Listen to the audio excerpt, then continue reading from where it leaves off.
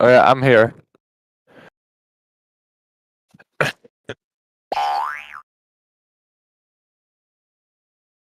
Okay. Adam Sandler? What are you doing here? Waiting for them to play Gangnam Style. Oh yeah.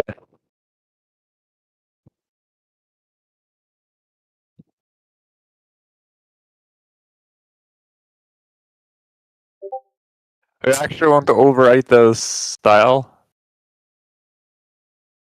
Or wait. Okay, never mind. I'm just stupid.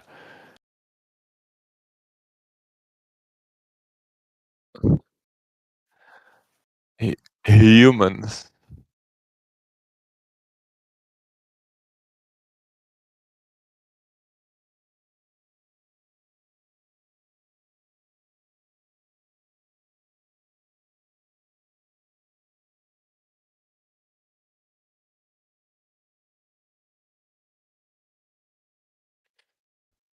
Eh,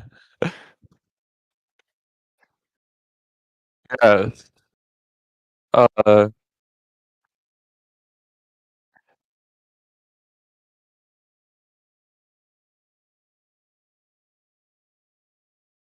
how can it point at me? Do you know my exact geographical coordinates?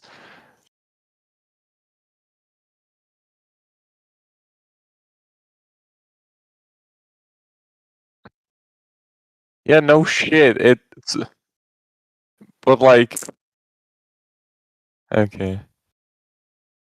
But like exact, but what if whatever. Uh mm,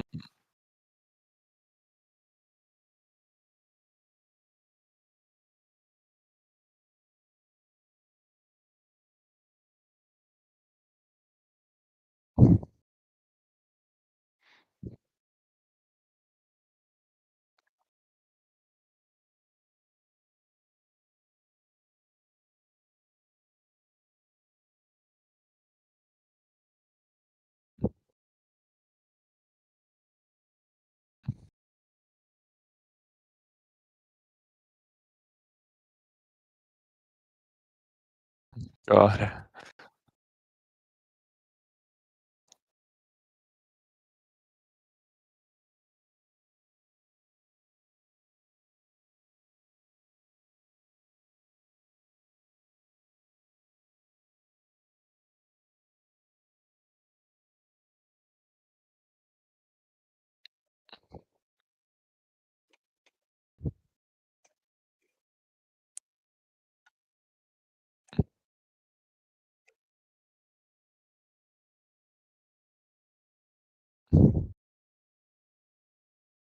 God.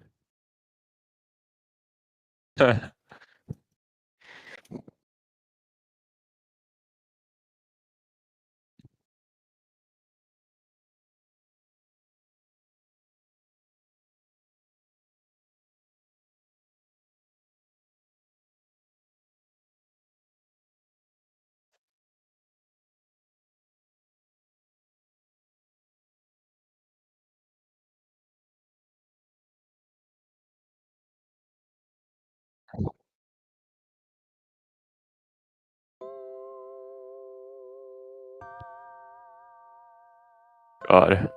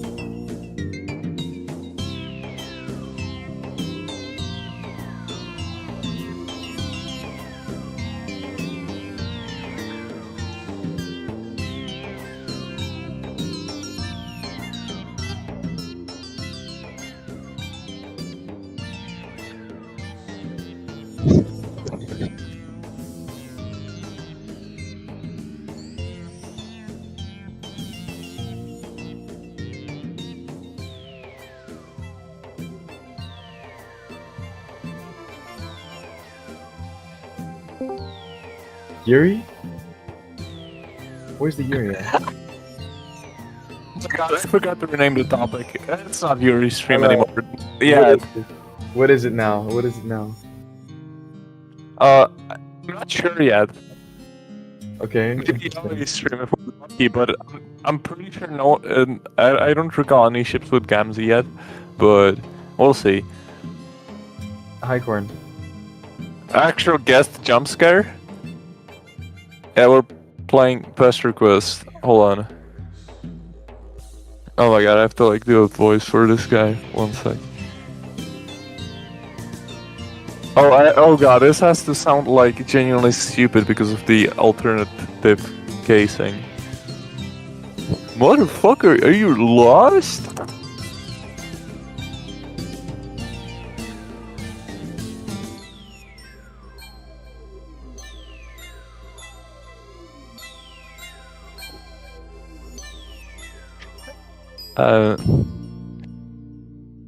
No, not happening.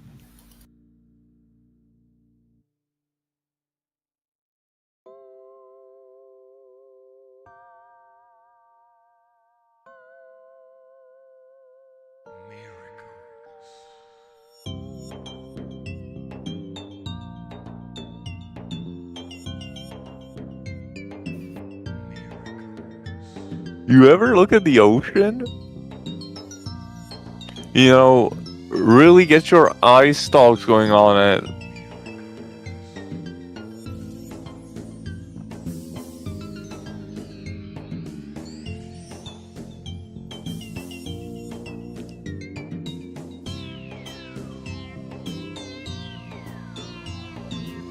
Oh, dang. Felt for sure you were someone's a little lost loses on account of you being white all over. What the fuck?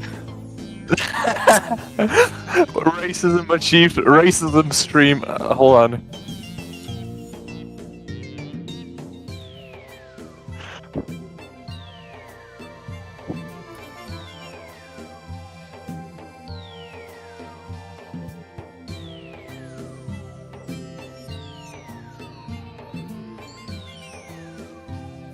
Whoa.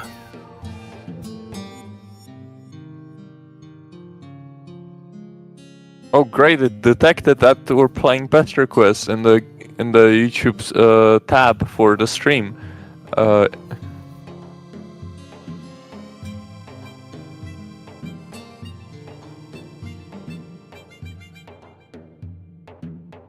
video. A stick man. Yeah. Yeah, that is also in the game. Not my old goat for sure. That old bastard's never once showed his ugly skull to share a pie.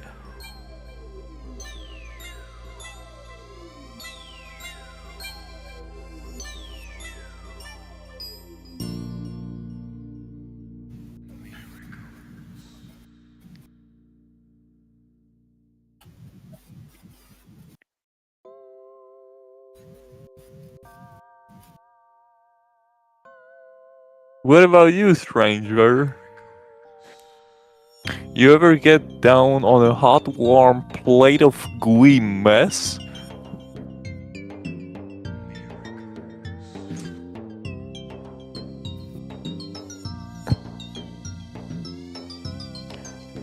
Bye, motherfucker.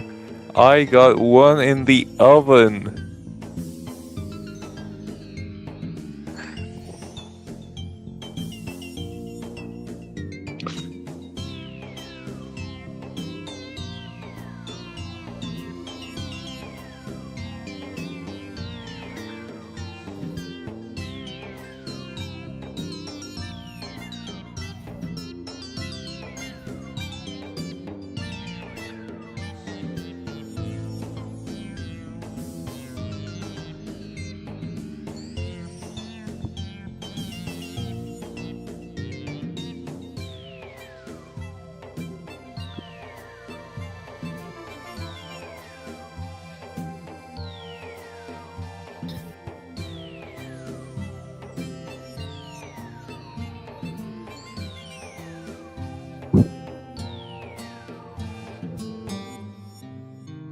Interesting.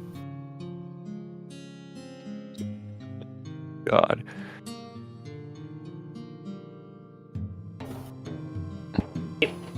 Okay, so my microphone hasn't been. OBS didn't register my microphone. That's fun. Oh.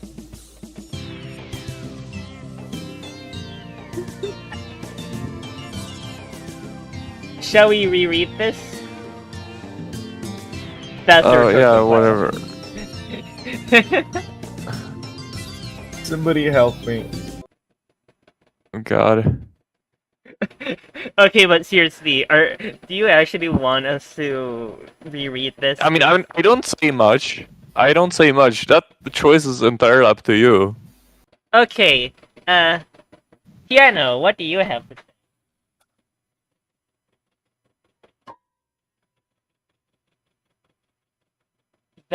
That's fucking 2 C's right there. What is that chord even?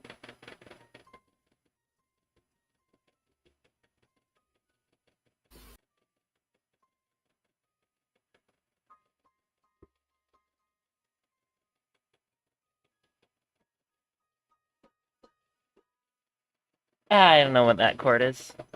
It has a tritone in it. It sounds awesome. Okay, we're rereading this because Yay.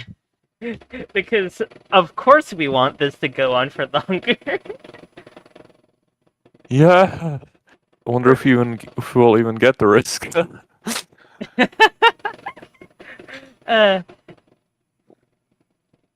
First things first, you deliver Karkat into the arms of a giant white crab, which strikes me as totally normal and safe thing to do.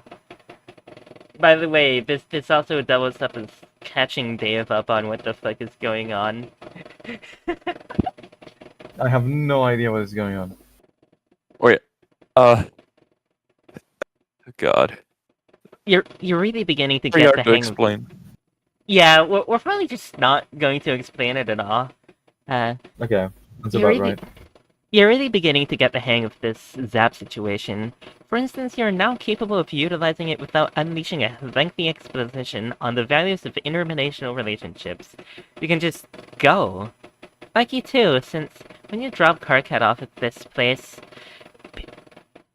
Since when you drop Karkat off his place, he does not look in the mood for philosophy, or for crawling into bed and sleeping for a week. You don't blame him. Dave and John are nice kids, but they do require a high level of buy-in to talk to. Since you have a memory like a steel friendship trap, you recall that there's another possible bro in the area. What did Kirkhead call that kid he lost his shit at the thought of meeting? Macarena? Macaroni? I still don't know why there's 2 C's there. You zap Oh, at God. Macaroni's house. This time you aim for the yard and not the broom closet, and you find yourself outside of the sandstone castle at the edge of a dark, sprawling ocean. You'd have said it was abandoned if it wasn't for the lights in the windows. Standing at the tight line is some sort of Halloween decoration. Alright, I'm scarecrow- out, guys. Oh, fuck. Rest in peace. We bored Dave by just exposition. No. Scarecrow made entirely of sticks and hair and a pair of oversized gray pants. Wait. Double dash space? They probably don't even have Halloween here. It's already spooky enough anyway. It's already spooky enough for every day. A nocturnal world can't even fuck with night holidays.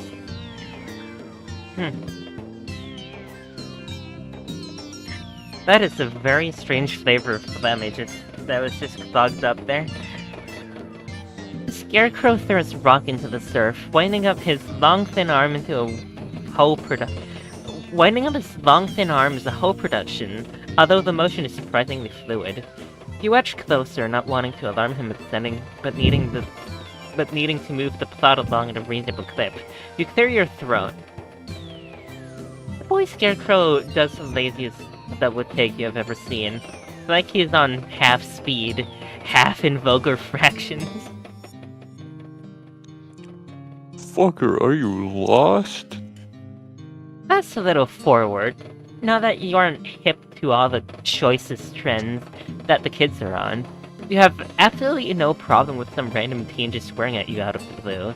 It's absolutely fine. In fact, you love it. Makara, that's what his name was. You ever look at the ocean? You know, really get your eye stalks going on it. Oh, yeah, you're doing that right now, actually. Since the ocean is right in front of you, and it's very hard not to see it, at least out of the corner of your eye. Oh, dang.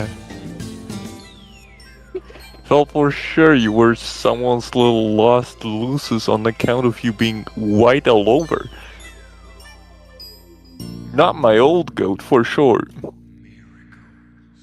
That old bastard's never once showed his ugly skull to share a pie. Tide creeps up the beach and you take an automatic step back. The water looks normal and Makara is up to his shins in the surf, but you still don't trust like that. You can teleport, but that doesn't mean you want your toes burned off by alien salt water or whatever the fuck. What about you, stranger? You ever get down a hot warm plate of gooey mess?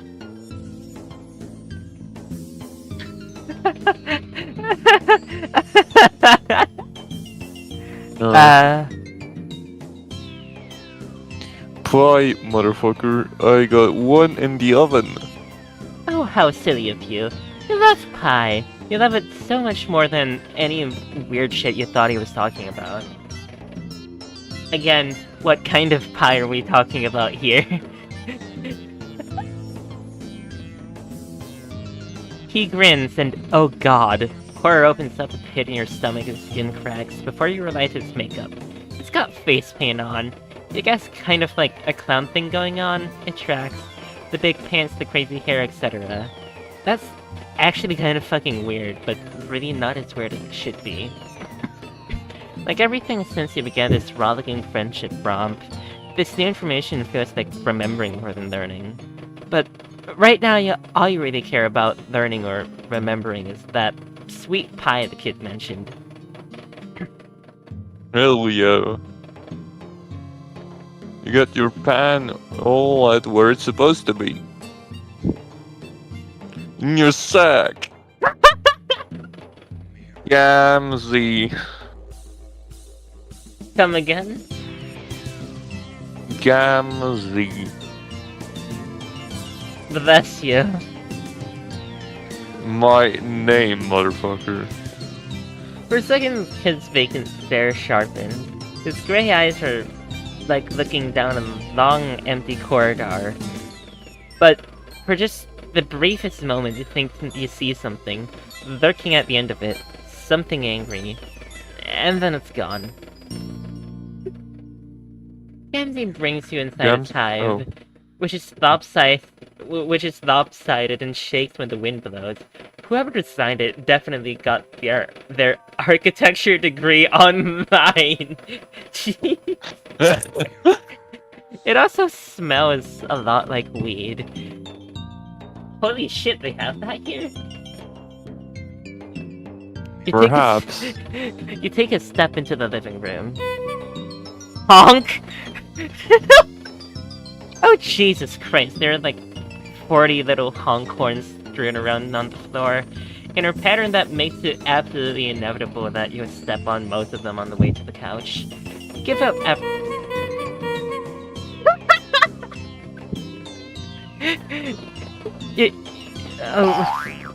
fuck off. You give up after a few seconds of careful hopping, and just honk your way across the room. It's a goose party up in here. Oh yeah, bro. Make that music. Sometimes it just all gets too much to contain, you know what I'm saying? Gamzee sticks his head around the door to what you assume must be the kitchen. It's got flour on his nose. Citation needed. You thought he said the pie was already on the oven. What's he using flour for? The music builds up, don't it? It's like a miracle. Like a little ball of snot, what's all caught up in your sucked sphincters. No! You actually have no idea what he's talking about, and you're pretty sure that's not your fault.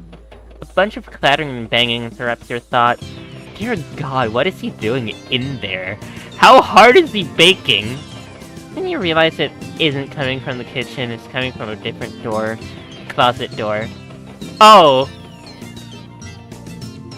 This is Carcat! What even is that? No. Oh, fuck. It's you and Carcat. You must have time traveled without even meaning to when you zapped here. Damn it. You thought you were getting the hang of this. But how do you respond to this absolutely unforeseen turn of events?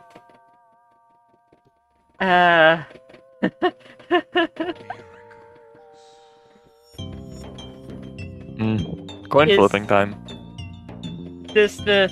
Oh wait, I have a spoon. A spoon. Is that fair? Or do you like spin it around? I'm gonna spin it one way or the other. Okay, do we break the space-time continuum or not? I think we shouldn't break time-space, so... Oh fuck, that end is not stable. Okay. Spinning time. I heard that. The spoon said to fucking break the space-time continuum. Oh god. You spring up to answer the door because that's what any good guest would do while their host is busy fighting a pie. You honk your way over, making more music on the way. Miracles or whatever. You wonder what you're going to say when you see yourself. You'll probably be pretty surprised. Up close, the door is sort of warm, not temperature-wise, more in an existential way. A narrative weight hangs around this door, and when you touch it, tingling heat shoots out your fingers. Oh, Jesus fuck. Man, this door is great. You don't want anything more than to open this door. Shit, you love this door. Just doors in general, actually. Fucking amazing. You love to open them up and be in one place and then walk through them and be in another. You twist the handle. You're forcibly turned to the start screen.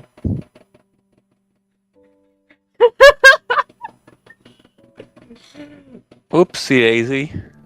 Well, that's the I first guess time in a they- while where the first option isn't correct.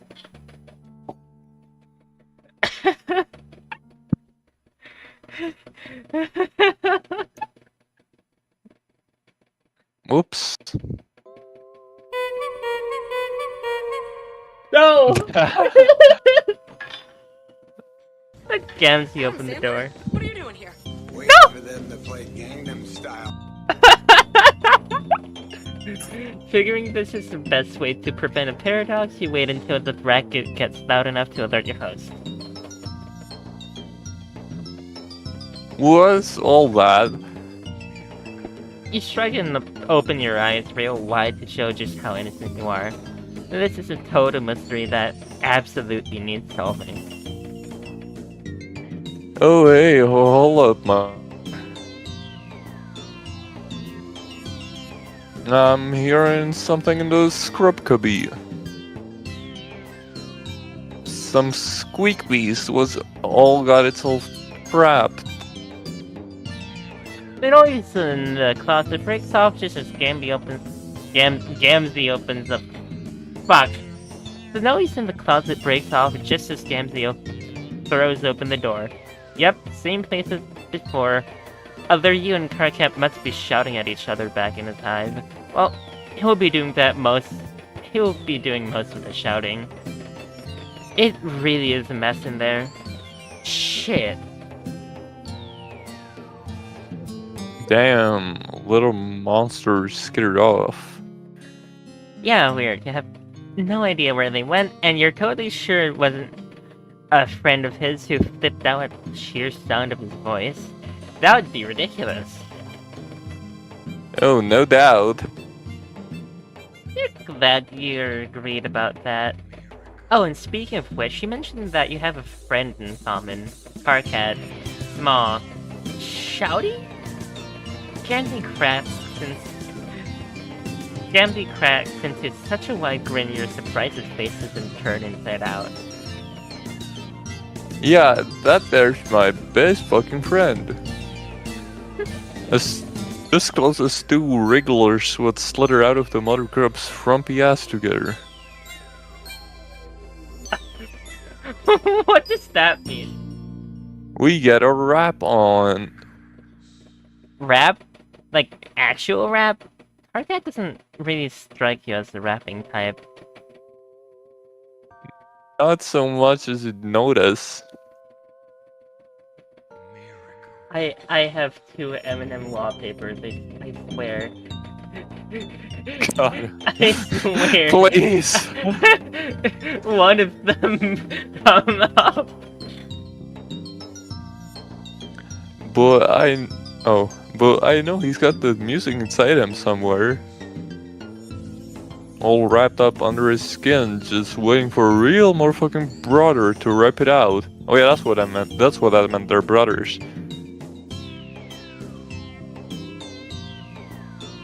Ah, that's incredibly romantic, but also the creepiest shit you've ever heard. Oh hell yes. And a gaudy amount of steam issues from the kitchen like someone's baking in a cartoon. Whatever it is smells amazing, sugary with just a hint of sharpness to it. Can't you ever say what kind of pie he's making? Miracle pie, sister. Miracle pie. Oh, nice. Miracle flavor. Sounds great and not at all like it might burn the roof of your mouth off. You know what's my favorite pie? What? Pie flavor.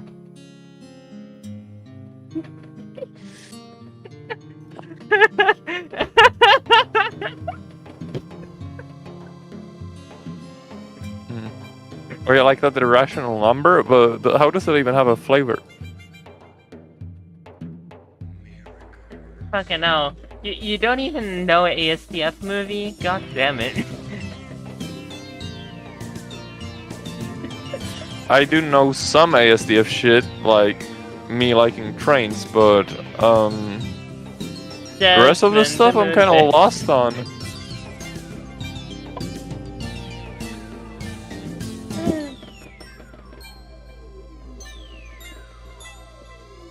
I mean, how fucking dated is ASDF movie references at this point?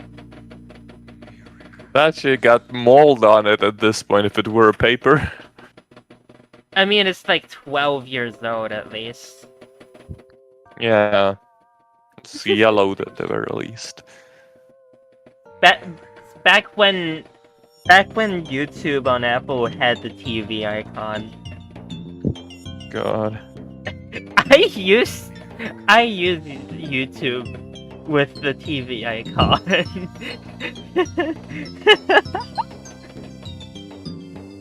Gamzee emerges from the kitchen. The sweet smell is getting stronger as he comes closer. He isn't carrying any plates or forks or whatever, so you guess you're just going to eat with your hands? You look down at your grubby little paws. When was the last time you washed those two things? You're disgusting. But when you get a look at the pie and realize that germs are really going to be the last of your worries. It's thick and gelatinous and green, neon green, poison control green, like clip art of something toxic. You're absolutely sure that whatever that pie is made of, humans are not meant to eat it. Probably not trolls either.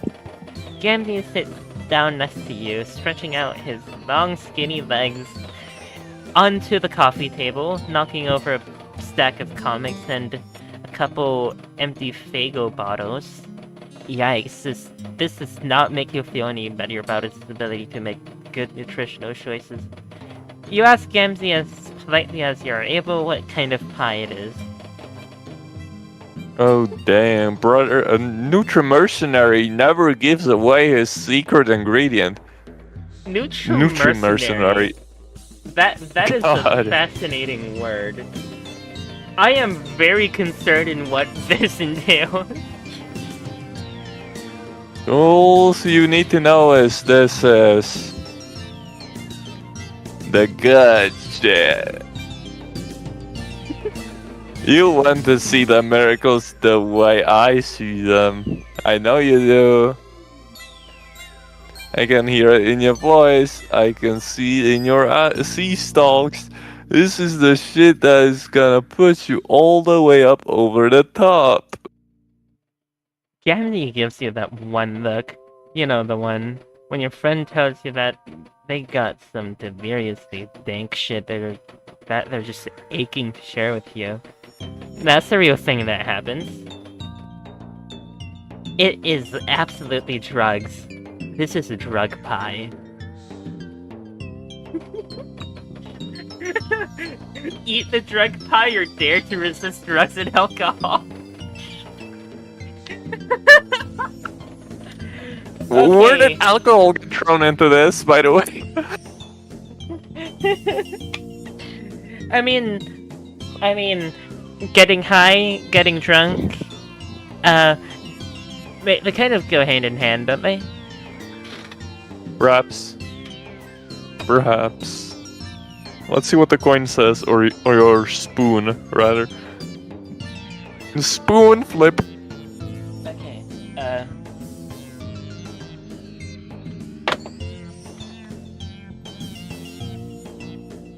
the spoon hit an E flat. Huh? We're eating it.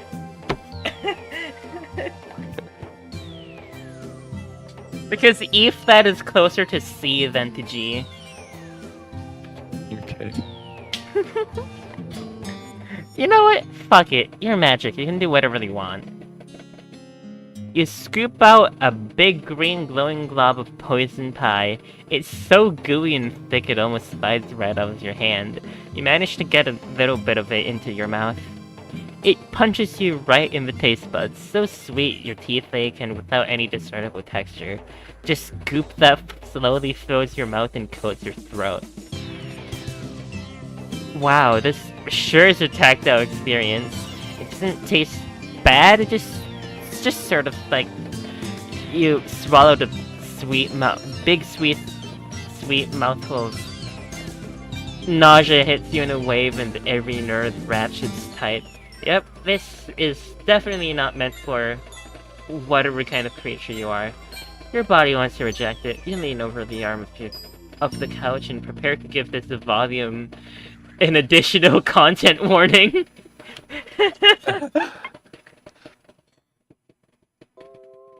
He looks so happy. God damn it. Joyful. But the feeling passes, and not only does it pass, it is accompanied by a rising sweep of euphoria. It shivers up from your stomach and into your brainstem. You let out an unintentional sigh of happiness and settle back down into the couch. Wow, you feel so great right now. Holy shit, drugs are awesome! You want to do them all the time! No wonder Gamzee was so intent on getting this pie finished. If you were him and you knew the secret to the wonders of the universe, you wouldn't ever eat anything else. Ever. A long finger taps you on the shoulder. Murder, motherfucker!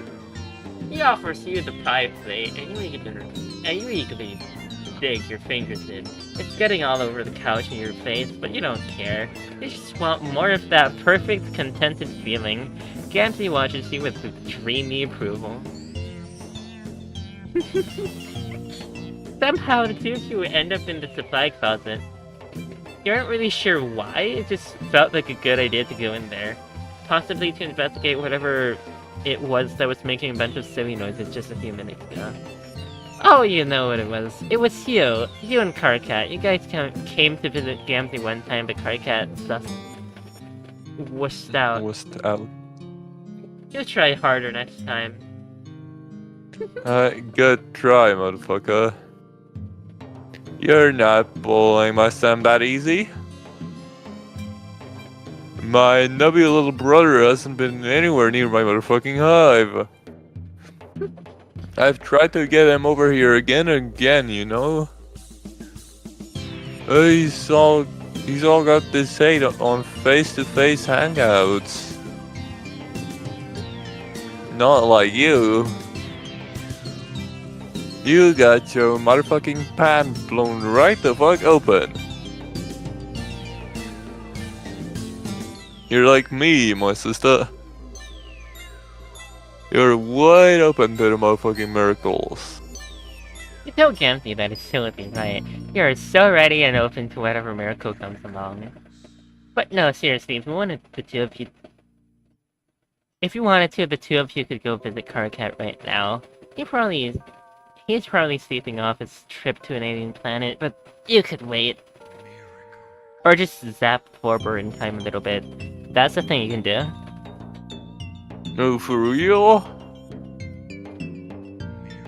Why didn't you say so then, motherfucker?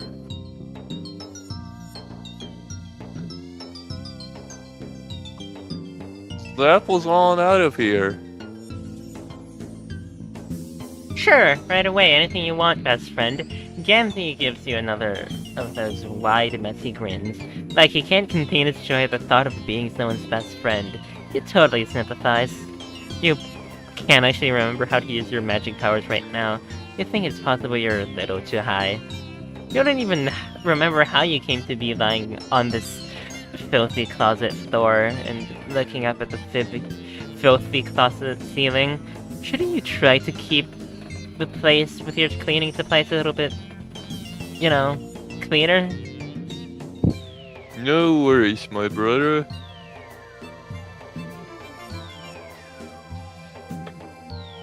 There isn't any rush.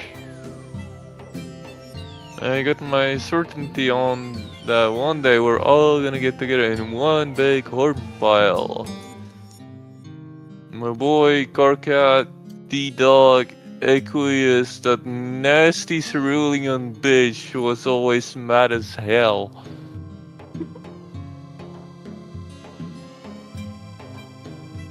Everybody. Yeah, I like how we're greening out. No! We'll all climb up to the clouds together. You don't know who some of these people are, but that's okay. You're confident that they'd all make amazing friends. And you can't wait to climb up into the sky with them. What you do once you get up there. We ride the Dark Carnival all the way to paradise, my brother. The Dark Carnival? That sounds familiar somehow. I feel like you've heard of it before. Oh, I should hope so, motherfucker. Anybody who's got any kind of hit for religious dogma at all has heard of this shit. I knew you were a real one. Oh, yeah, for sure. You are the realist. But, like, imagine you weren't as real as it could be. What would you feel?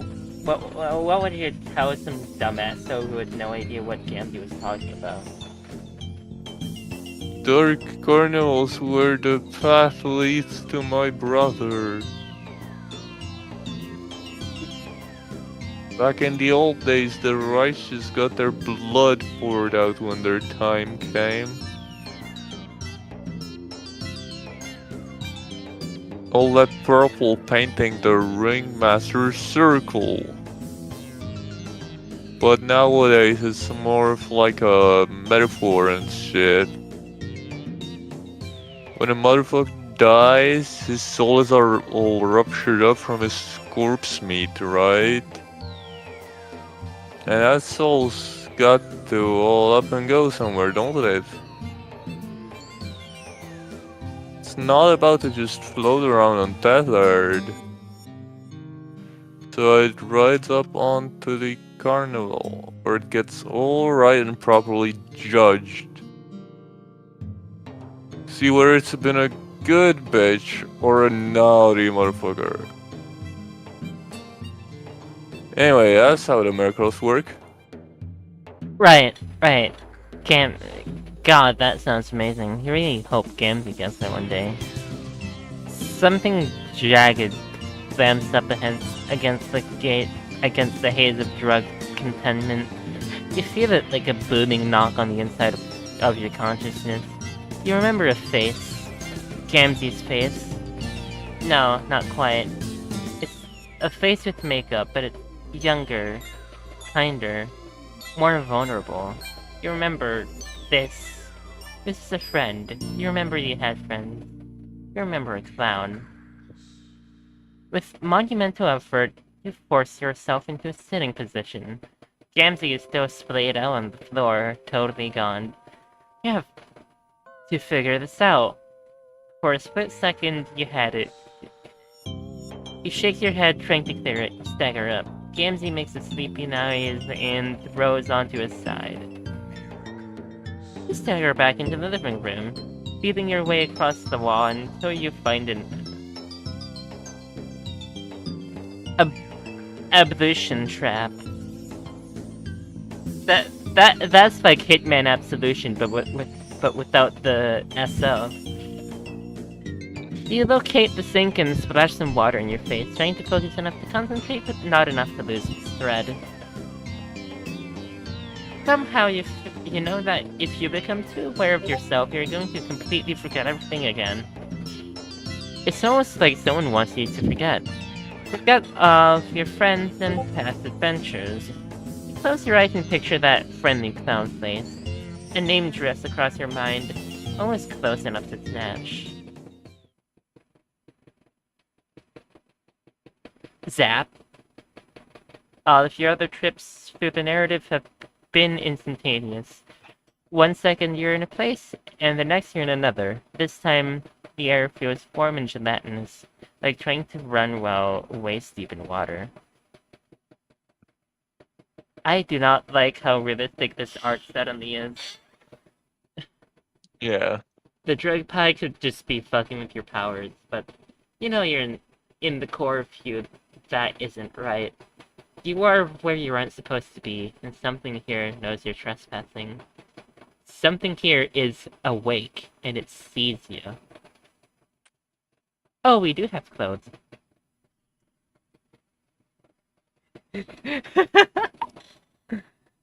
Your body goes through a series of shivers, not unlike when you first tasted the pie. Some distant layer of you knows whatever you are experiencing is wrong.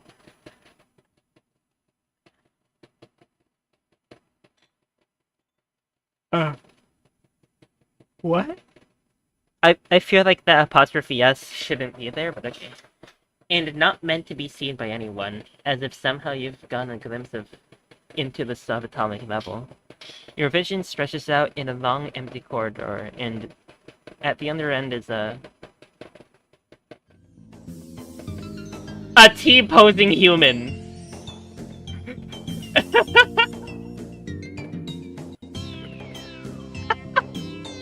God. I think it can. Okay, theory. That is just. No, I'm not saying it. You slingshot back to Gamzee's hive, hitting the floor with what feels like every inch of your body. God, how can you fall on your ass and your head at the same time? How is that legal? Even worse, you appear to have sobered up much faster than you have any right to. That high is broken like a fever and you're sweating through your trendy collared shirt. You turn. Gamzee has somehow moved himself into the couch while you were doing whatever it was. Trying to throw yourself into a part of the narrative you don't have permissions to see. He looks significantly less stoned than before, too. Where'd you go at, motherfucker? Oh, you just tried to pop in and to visit someone? Someone you thought you remembered from your past, and it went wrong. Somehow, you're just getting the image of a T-posing figure, which is absolutely absurd. Damn. That's some deep nonsense right there. Some righteous fucking noise. Yeah, I guess so. Probably just the drugs, though. Genji looks at you through slitted, hazy eyes, and you realize that trying to explain anything to him when he's in this state isn't going to do any good. Just a fever dream. And that's probably exactly what it was. Shit, maybe this is what the kids refer to as a bad trip. Is this what Genji does? Just sits in his hive all the time and gets high? Well, that's a perfectly acceptable way to deal with a hell place like Alternia. But, God, it makes you sad. All these kids you've met so far make you so incredibly sad. There, now you went and bummed yourself out. You're exhausted. You really aren't above doing the least amount of work for the highest possible reward. Here, you shrug and tell him that probably what you experienced was a miracle. Gamzee's beatific smile makes it all better. Victory. Wait, what? That was a victory? Okay. That was it, so we're going to 100% this. God damn it! Okay, say no to drugs. Yeah. You take a deep breath and prepare to stand up to peer pressure. Tell Gamzee that you think you'll pass on the pie. Whoa, for real? Nobody's ever turned down a bite before. Really? How many people has he offered it to? Gamzee grins. Well, motherfucker, you got me there. No fear, brother, no fear. You gotta be kidding You gotta be all doing what you're feeling. I went back to a harsher versus flow when it comes to all their personal preferences or whatever. Thank God he isn't going to think you're uncool for not doing his drug pie. I can't exactly recall where you've picked up the idea that Eternian drugs are not a good idea, but you're pretty sure it's right. Maybe just a good general rule of thumb. Avoid alien-controlled substances. Or possibly all alien substances. Maybe it would be bad for you even if it wasn't drug pie. Your internal anatomy is still a mystery to you. Actually, Gamzee is taking this so well that you feel emboldened to go further. Push a little harder. Man, you are really getting brazen with this after-school special shit. You suggest to Gamzee that, just maybe, he shouldn't eat the pie either. He raises both eyebrows and gives you a slow blink, looking from the pie to you and back again. He looks absolutely flabbergasted at the idea. Hasn't anybody ever mentioned to him that he should be careful what he eats? Not even Karkat. Karkat absolutely seems to be the kind of guy who wants to micromanage his friends' lives. I said a thing or two. Once or maybe 2 times. Does Gamzee ever think about following his good friend's advice? Gamzee freezes with one lingered hand reaching for the pie. You can practically see the gears turning in his head. You catch another flicker of that fat, a feckless menace behind his eyes. Then he splits into another big sloppy grin. What is? Gamzee rises eerily to his feet like he's on marionette strings, almost without bending his knees. Picking up the pie, he shuffles across the rumpus block and opens up the window. He makes an hose eye contact as he throws the pie out of the window.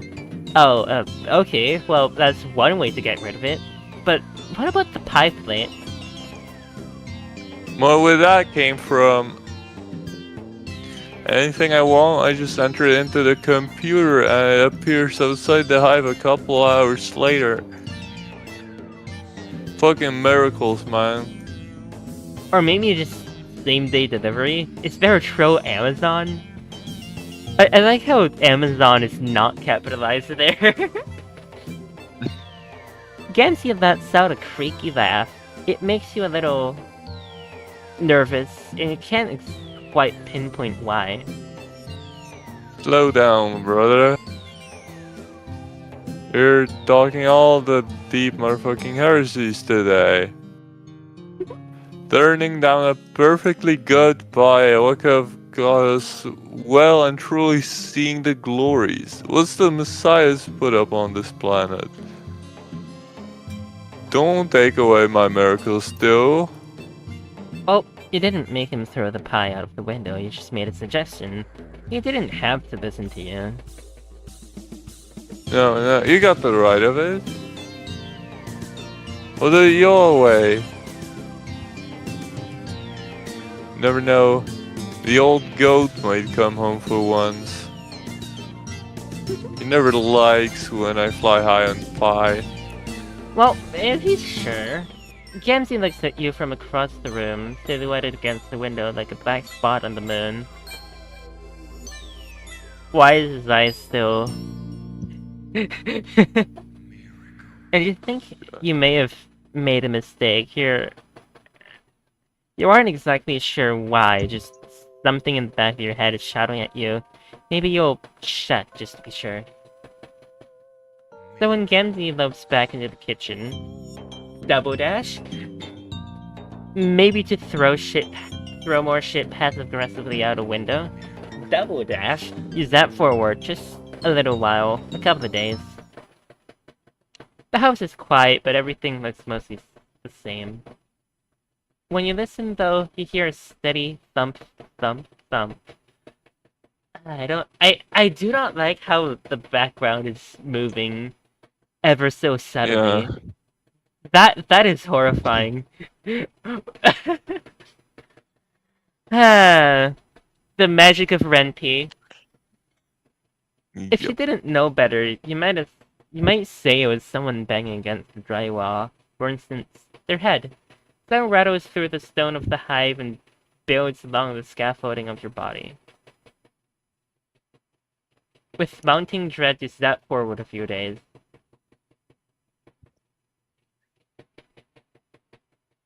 Oh, the TV is cracked. That's not good. Oh, The God. hive is a wreck. It wasn't exactly a showroom before, but now there are 3 times as many honk horns and Fago bottles overflow off the table. The couch bleeds stuffing from 3 long gouges. The TV is shattered and every mirror in the house is broken. Every shiny surface slashed past recognition. It's like someone didn't want to see themselves. Gamzee? Oh god, what happened? You zap to Karkat's hive. You know it's Gamzee. He'll be able to... Oh god. Red everywhere. It's on Karkat's bedroom walls. The floor even arching up to the ceiling.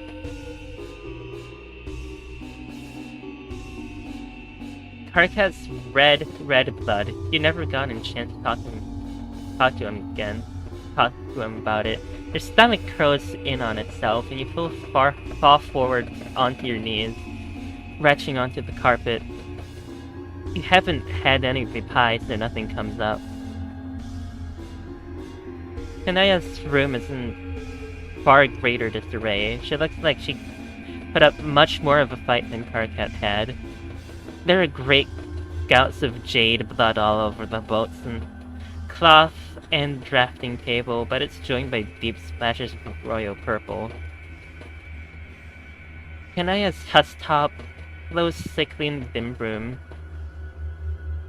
A smiley face with the round clown nose is painted in blood on the screen. Beneath it, an instant message flashes. Okay, I'm going to continue messaging. Continue God. voicing Vriska. Yes. Pussy fangs, what the fuck? You can't ignore me forever, Mariam. I doubt you can even do it for one night. How the fuck do we Clown emoji. voice this? Huh? Clown emoji. Clown emoji. The cursor flashes. Green and purple ooze on the keys. Still wet. Oh god, he's gone after AG2. You have to do something. You appear in a tall stone room. You've never been here before. Maybe you have. Maybe you've already made good friends with this particular tro. It really depends on which option you chose at the beginning of the volume. God, why did you think that? Why isn't your brain working? What the fuck is wrong with you? You feel like all you know for this. You know all of this, but not. Like you watched it all happen to somebody else. From the distance, you hear a telltale honk. Ice sheets up your spine. No! That is the most cursed noise you've ever heard in your life. Jesus fuck, you're gonna have nightmares filled with brass instrumentation, provided you don't die immediately. Oh, hey there, motherfucker. You're late. Oh, hey Gandhi, you sure look totally fucked up. Green and crimson paint, his shirt splashed up in his arms to the elbow. It's like fucking Christmas up in here. 3 deep purple gouges intersect his face, still bleeding freely. Shit, dude, you could have kept doing your drugs if this was the alternative. Talk about an overreaction. Overreaction? This is no fucking reaction, little aberrant speck of worm meat. This is the true God's judgment! He came to me, motherfucker. He spoke his words in my ear.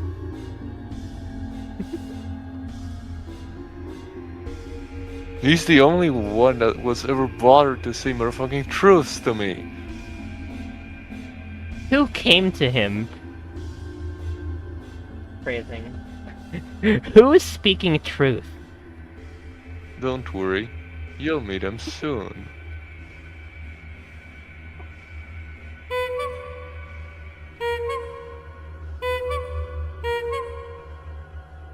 Oh, God.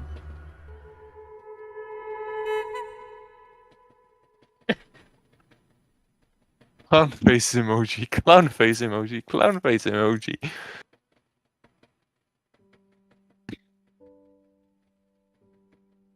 No! Uh-oh. Uh-oh.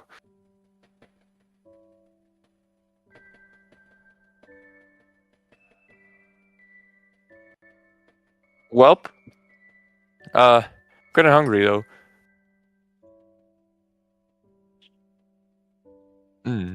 I do not have a uterus. What the fuck are you talking about? Huh? Nothing.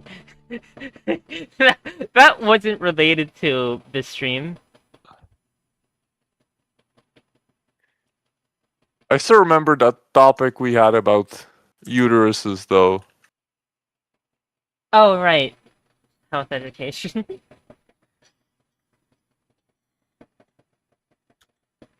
It shall happen.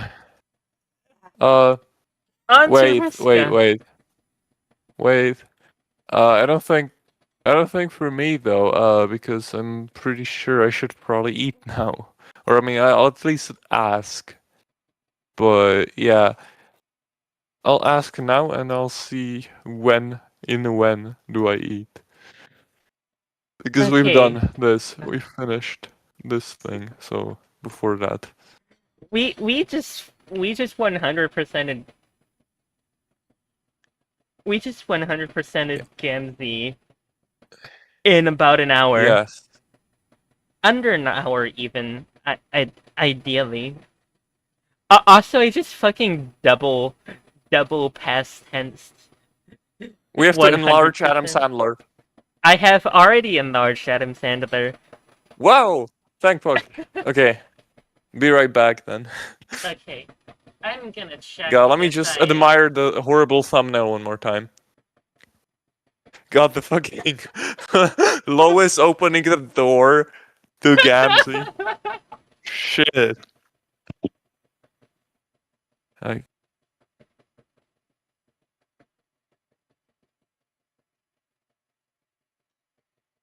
First of all, I need to know if I enlarged Adam Sandler after Akaya was completed.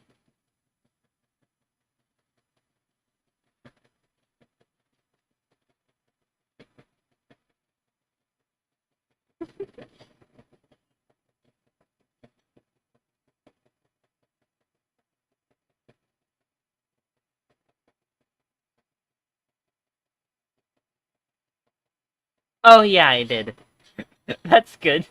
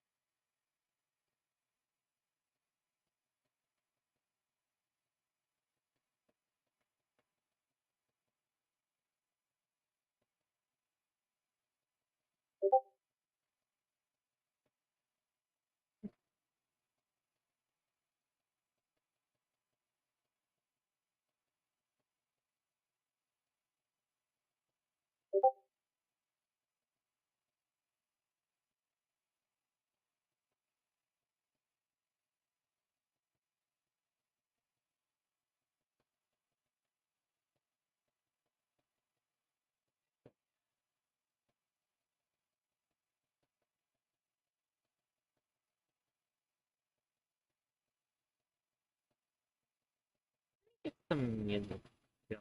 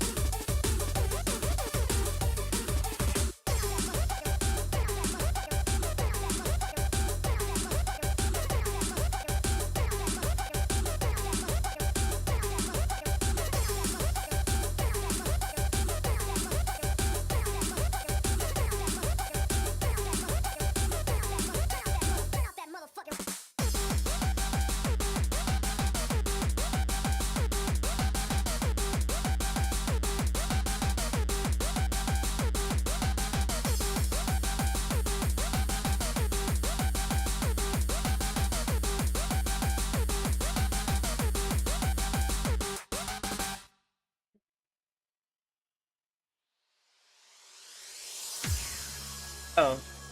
Eh.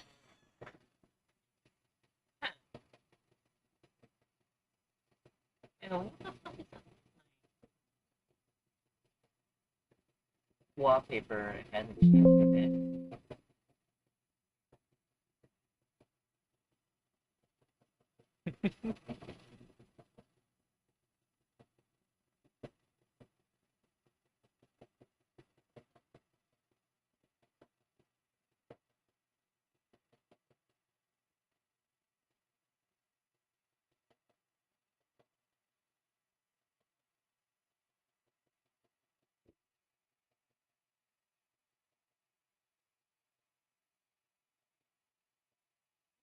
Save this properly. Fuck it.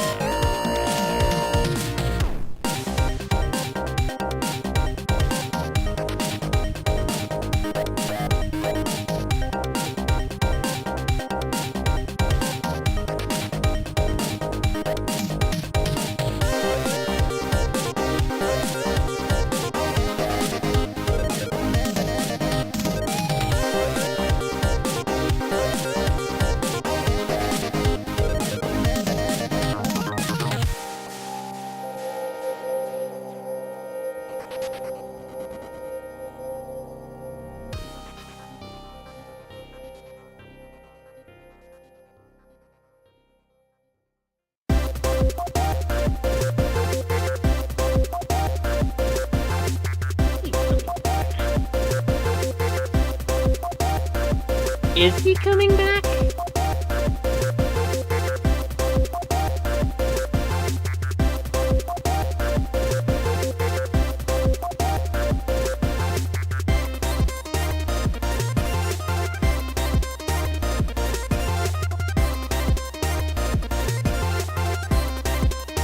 You've been gone for 4 hours. Come back.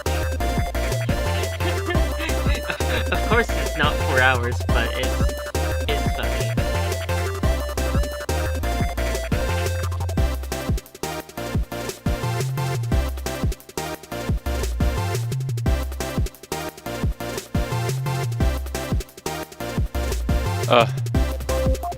You know. Hi.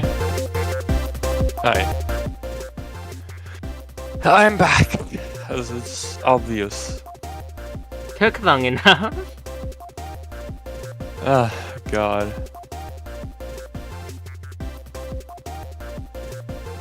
Hey, nice seeing you. That's the name of the song.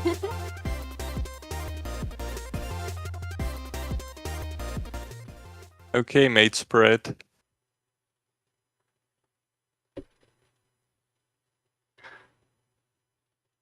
Adam Sandler? What are you doing here? Waiting for them to play Gangnam Style. Okay. You know what, I should read, because you're gonna be VAing Riska, right? Yeah. Okay, then. Your latest narrative, John, has you walking down an Alternatian shore. The two moons light up this beach cove in shades of pink and lime green, their reflections playing at shimmering patterns in the waves.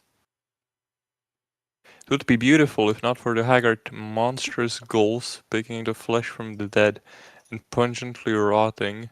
Fish, crabs, and even one of their own. You keep your distance as they eye you warily, gore on their chipped beaks. These are not potential friends. Everywhere you jump, serendipity seems to guide your hand. But would it be right to call you fortunate? The night is cool, almost cold. You kick a pure white seashell down the beach. It skips gracelessly in the dark grey sand. You've brought friends together and just barely begun to master this tremendous and strange new power. But no, you think. You're not fortunate. As you walk along down the sand that's still radiating stored up heat from the searing day, you feel a pang. Something is missing. You know, you felt this way before, but you can place when. You have a gulf within you, the width and breadth of this ocean. An isolation so plain, so true that it seems impassable, invincible. Title card. You step on a weird bug and you don't even care. Yes, you're filled with a sudden, almost comforting conviction. Nothing you've done on your journey has really made a difference. You can pick up and put down the lives of these alien weirdos and human weirdos and shake them like an etch and sketch when things go wrong. Are you really accomplishing anything? Or are you just building shitty castles in the sand with flimsy plastic implements? Castles that won't mean shit for nothing when the tide rises. You've decided. You are a creature of solitude. You are a rock. You are an island. From now on, you walk alone. There may be an angled figure crouched with a terrible posture on a dock ahead, sure. That figure may be sitting next to an intriguing-looking moored ship, yes. But surely one glimpse of a potential life to meddle in won't immediately make you fall off the wagon back to a life of itinerant friendship, right? It's probably itinerant related to the Itinerant. word itinerary or itinerary. Which Oh yeah, itinerant. Okay, yeah. the fuck I fucking want to haplology the fucking fourth syllable in itinerary so fucking bad. Like, dude, seriously. What the fuck are we doing?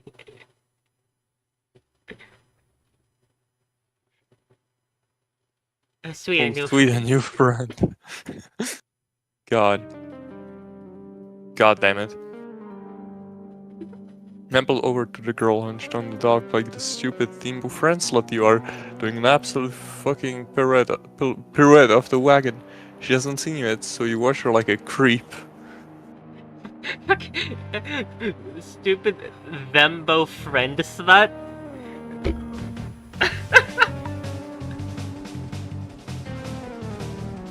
She's leaning over a complicated pile of papers, erasing boxes and filling them in again. While she pauses to roll various dice. As soon as you take one step onto the wooden deck, she looks up and jumps with a feline quickness into a standing position, looking immediately ready for a fight. Wow. What are you? You raise your hands in a pathetic sort of I'm innocent and weak motion, which for you is basically any motion. Wait a second. You're that weirdo that was bothering Kanaya, aren't you? Yep, you're exactly that weirdo, and now you're here saying hello to a new stranger and maybe you make a new friend. Isn't that great? Great, just what I needed. More meddling. I know I'm the coolest, but I'm kind of busy right now. Big campaign tonight. Dude, you're so good at campaigns, you tell her. You're all about hope and change. You helped Al Gore hang a Chad, Tippecanoe, and Tyler too. Al Gore? I didn't know Al Gore was canon to this game.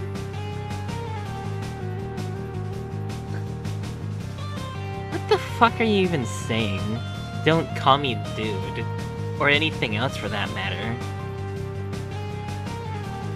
You mean you're down to help? Maybe be your campaign manager? I'm the captain here, buddy.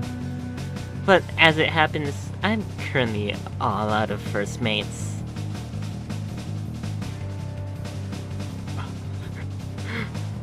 Is this supposed to be... It's all swag? bees, yeah. Swabby, I think. As in... I don't know, what else would it be? Now I want to know if this is even attested in... What the fuck? Swag. Swag, man.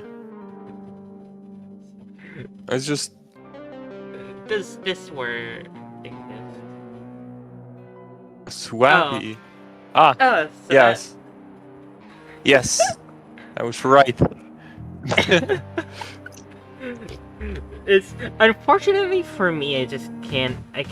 I can only see the word swag because you know. God. Swag. Swouse. No. Swouse. No.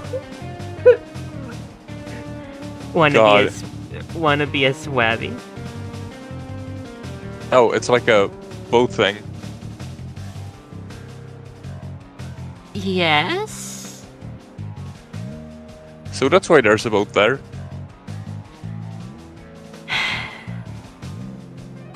What are all the papers on the ground for?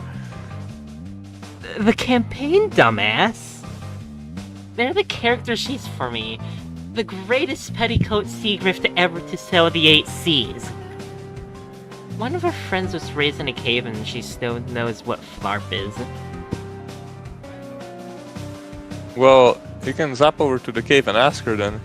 Her look of indifference is immediately replaced with a tilt of the head, as though your threat to leave caught her attention. Ew. Not unless you want to smell like cat piss for weeks and get high off secondhand nip. Look, I it's sure simple. wonder who is this referring to. God, what? Lapita! Look, it's simple. Pick a name and roll up some stats. For example, I am Marquis Spinneret Mindfang. I am the scourge of the high seas, an undefeated champion of naval flark.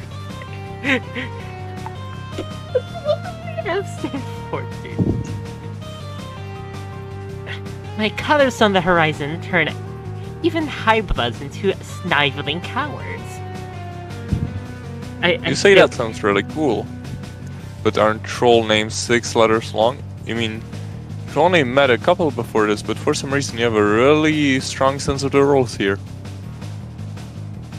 Yeah, I would scream, but it is 2 a.m. Yeah. I'm in character here. Try to keep up. I guess that explains the outfit. She seems really into this. Maybe weirdly into this. It's all a bit intense. Isn't this just a game? LARP is more than just a game. And I'm the best there is. How about this? If you agree to make a character and stay with me, I'll tell you my real name. You look at her elaborate costume over at her ship and decide, why the hell not? You've already made your friend bed, now you have to sleep in it.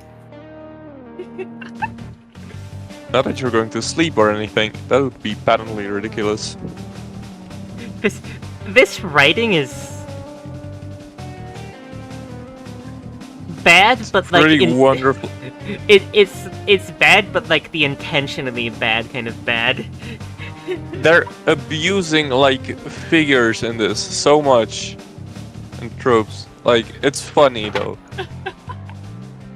Okay, let's walk you through this. You should be flattered that a master gamer like me is giving you the full tutorial. I had to read the books myself, with no help. First thing you do is roll values for each of the 10 dice rostra. Simple, right? She pops a huge bag of dice out of her Silodex and starts handing you groups at a time. You roll 2d4 for Dice Rostrum, Throne of the Empress, and get 2 ones. You roll 6d6 for Dice Rostrum, Conductor's Stand, and 6 fucking snake eyes stare up at you from the wood of the dog. Wow, you're really bad at this.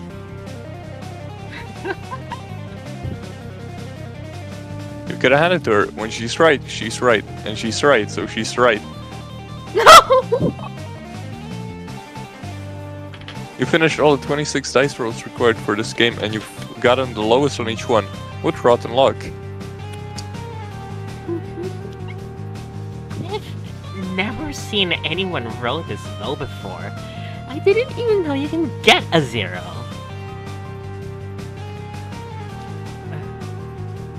Insert the FDI image here.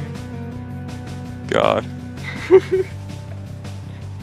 It's okay, we can save this by putting the stats in the right place. She flips to another page of the player's handbook that shows you the attributes of LARP. For some reason you can read them despite just arriving on this planet for the first time. Right? So your Vim, Grit,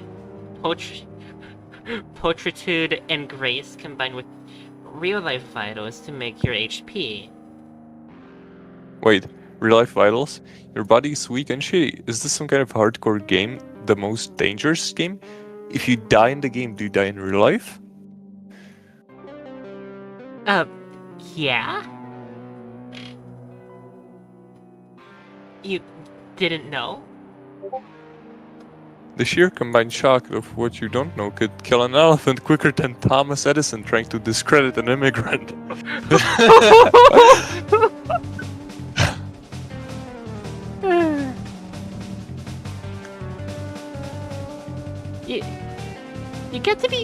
You get to roll again when you level up, so you won't be so pathetic forever. I mean, if you survive. But with a scourge like me at your side, you're an easy street. I'm jealous of you, really. It's the risk-specific smiling emoji. Why are there 8 eyes? Do you see how she's covering the second eye? Oh. There's like a bunch of corneas in that one, or whatever the name is. Fun. You gulp and nod. Okay, let's finish this. Okay, what did you want to say? I cut you off. Sorry. It's like fucking Night Mind, where he fucking does this because his Sona's 4 eyes. God. The Marquise grins. Her lipstick smears a bit where her fangs shoot out. Think that's just how it is for trolls wearing lipstick, but Kana's was perfect.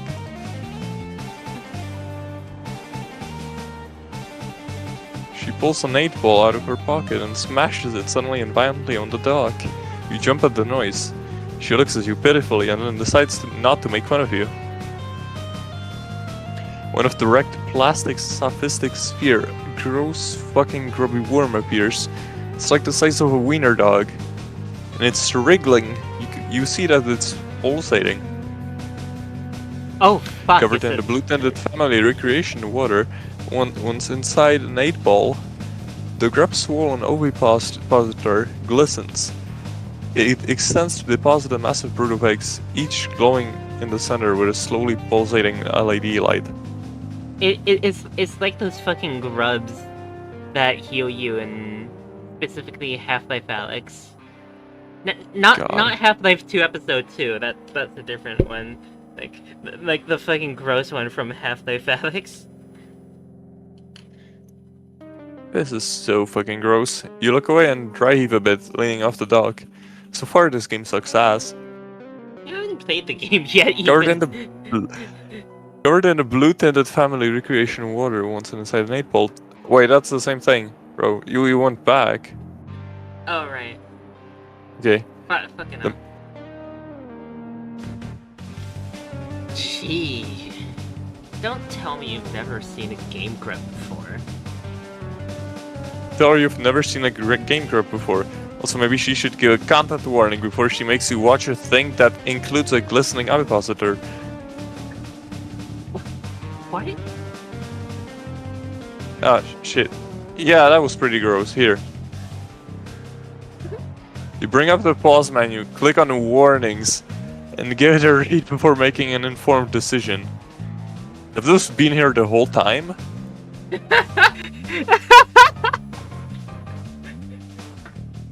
Okay, Meta moment. I'm just gonna guess that these were...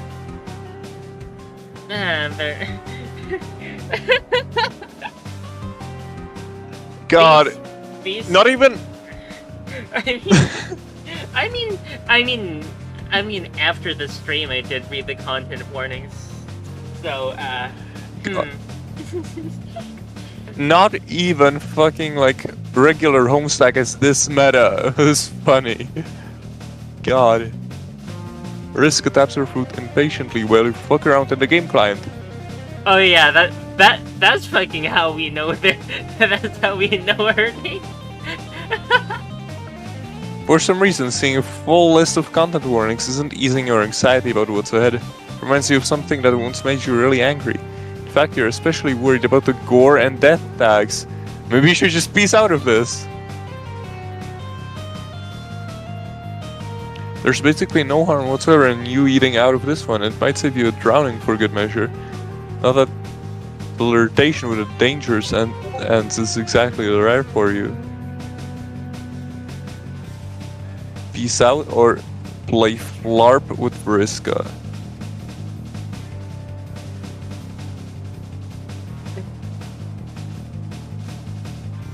Wait, does the F stand for full?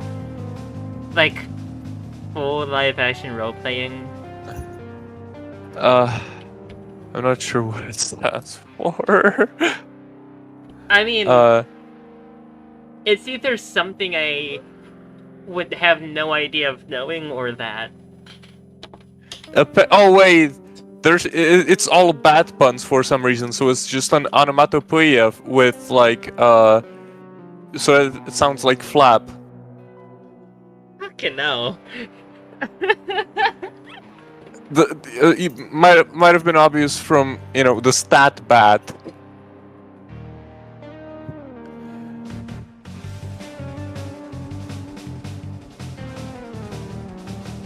That's a B.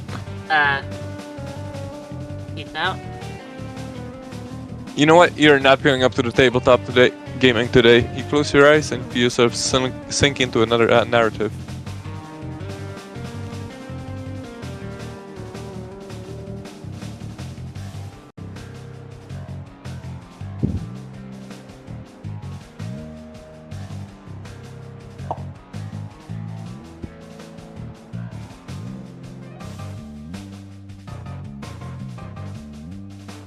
Wait! You're lost. Oh my god! That's actually kind of cute. No. No, screenshot this. The God.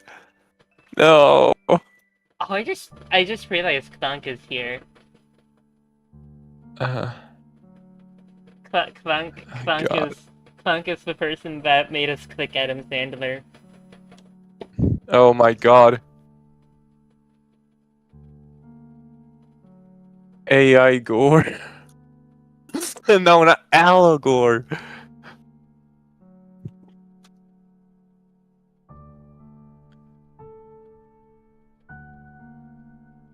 Oh my God.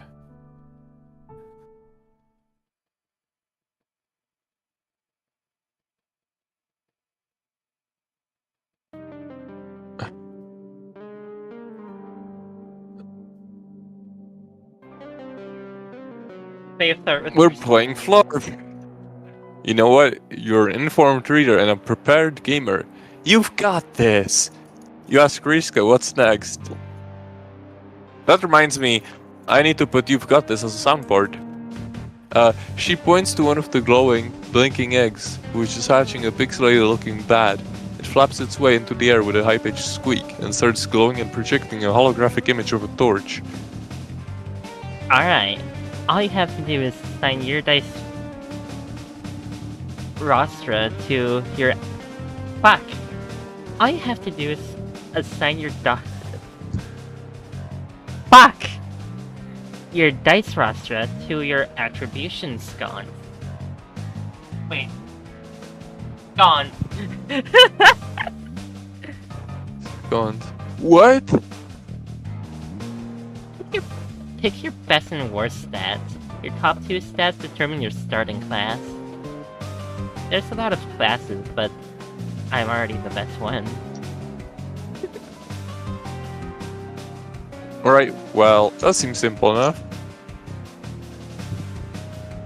Drag attributes into the dice rostrum you want to utilize for them. This decision is permanent, so make sure you are satisfied before pressing finalize and then ensconcing them. Oh, what? Oh. Oh, what the fuck?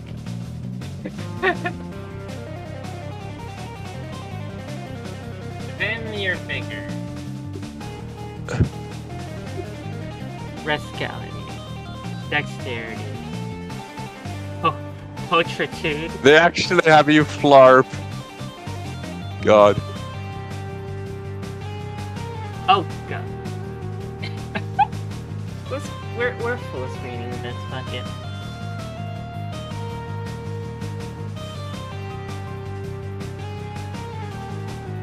Spruce V.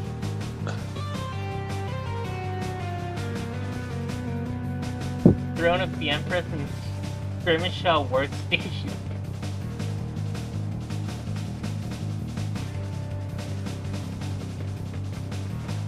Oh, you did roll a 0, by the way, on Podium of Runners-Up. Fun. I'm not sure I can do that with the dice, but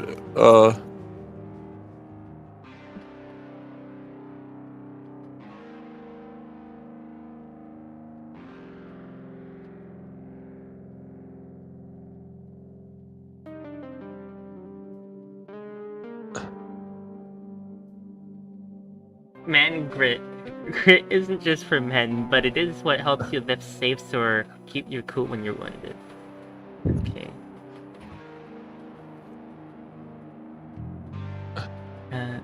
Imagination?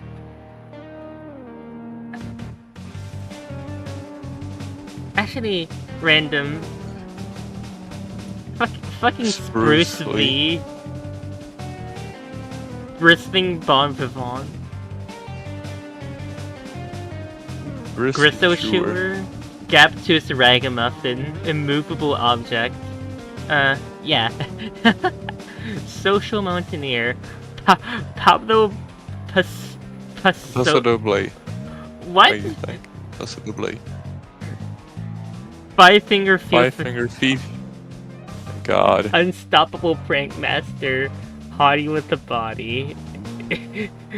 Fanciful Funambulist. Shumpum Bender. Real Humdinger. Frontline Vanguard. Fortified Picket. Pompous Thaumaturge. Flextress Fellow. Ozzy Gourmandius. Cast Iron Skill Set. Web Minister.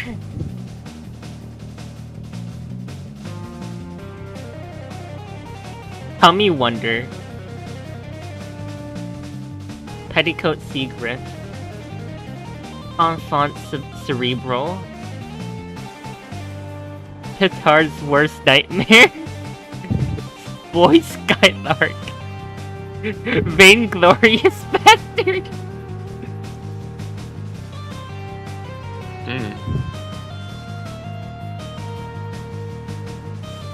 Oh, God.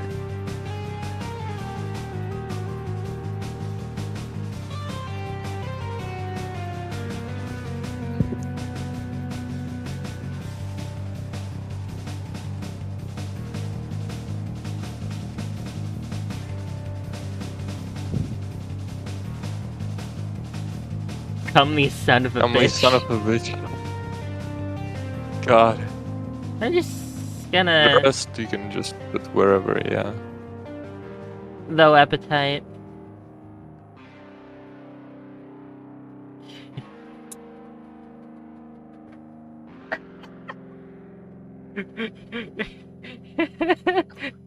Your two highest attributes are Resk and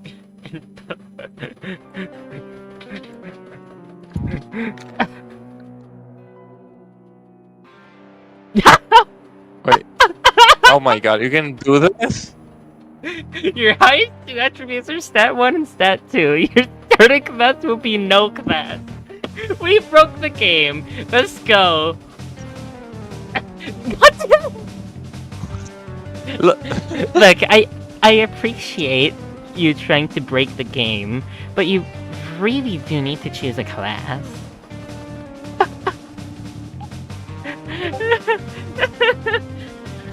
That was intentional. God, this is Toby Fox level bullshit at this point. God.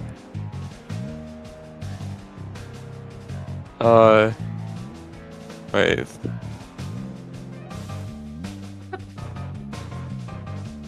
Zero appetite.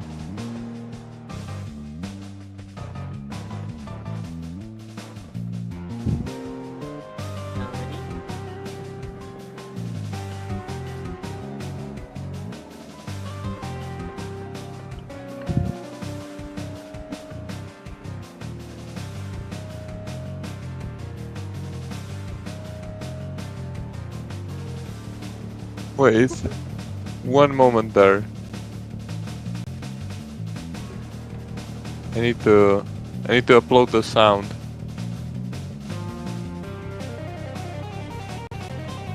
Okay. Okay, so there's 45 different classes. Jesus Christ. God.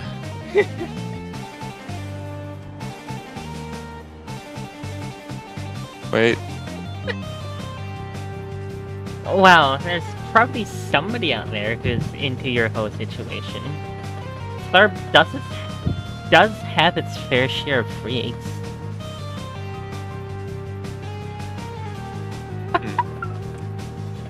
A max level petticoat sea grift and a level 1 comely son of a bitch.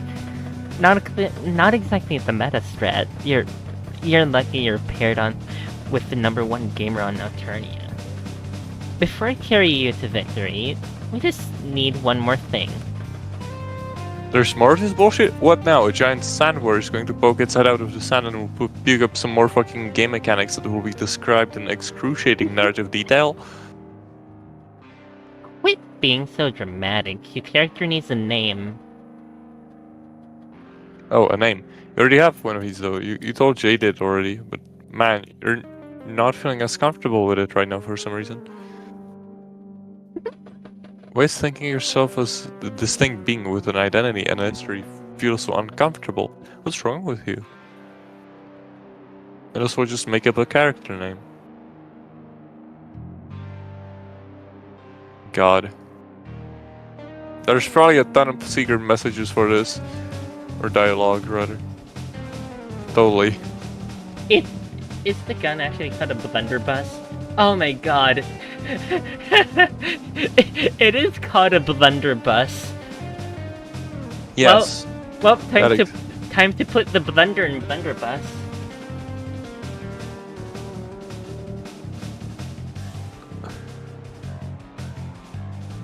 Oh god. Ah!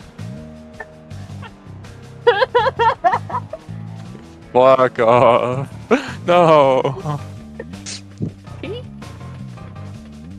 Oh, Control A does nothing. Okay.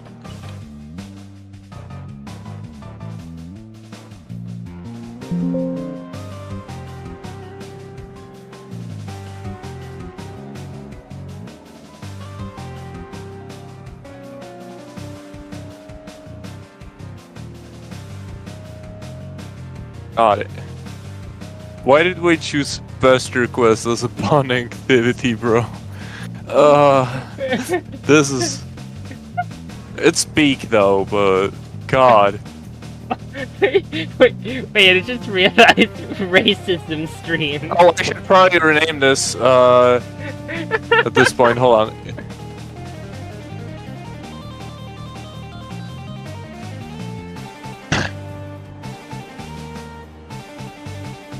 There be treasure! Do you like the name E.B. Garriman? I got this. Yes. I got this. Or should I go for like Trebuchet or some shit? I'm fine with anything wrong. Okay, E.B. Garriman it is. You should put Gaiman. No. Wait, E.B. Garriman is just the brother to W.D. Gaster. Fuck! Oh. Oh god. The The Marquise. Mar- Fuck. The Marquise welcomes you aboard her ship, E.B. Garriman. As soon as you confirm your name, the other eggs start squelching and cracking into mortal flying holographic biotech projectors of various shapes and sizes, moths and dragonflies and lightning bugs zipping off into the distance. Riska capture logs all her various books and character sheets, pushes her eye patch glasses up the bridge of her nose, and clambers up the gangplank of her ship, which you see as a name painted on the side in cerulean script as you follow her. Oh yeah, isn't this the first time capture logging is mentioned in Pester Quest? No. Oh, I assume then that happened with humans, Yeah. right? Yeah, I still have to remember some stuff from the... okay. Back to this, though.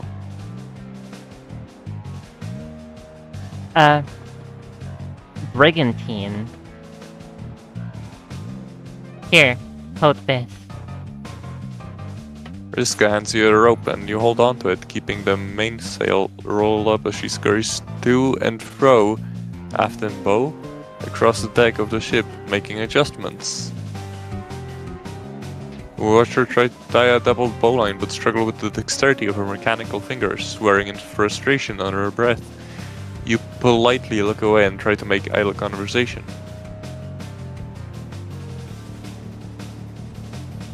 You ask for her end of the bargain. Why? Her name. You made a character, she tells you her name, that's the deal. She secures another rigging and stumbles back over to you. You haven't really made a character until you're in costume. Is your fit already fresh? Perhaps even the freshest? Here. She dumps an extra outfit out of her inventory, looking almost exactly like an earlier version of hers. Smaller, with more amateur stitching.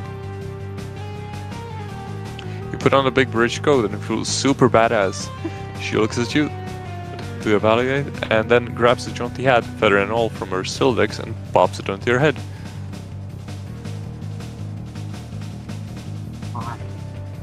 Nice. Alright, my name's Riska. Riska Serket.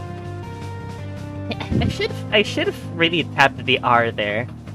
Serket. No, that sounds a bit... Circuit.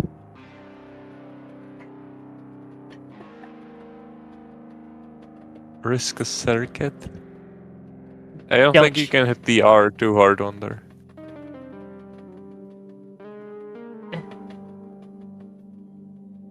We're not a big fan of hard R's in this channel.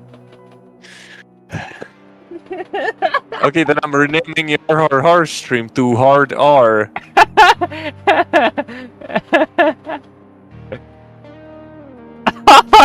Hard R Risk stream. a circuit. Don't you forget it. Risk a circuit, or the Marquise, satisfied with her preparation, snatches the rope from you and lets it go, unfurling the main sail. She practically skips the captain's wheel, ready to steer the brigantine out of the harbor. Oh hey, we use an 8th. Real name basis is one step closer to friendship. Though for a moment, do you feel like you got told that name already?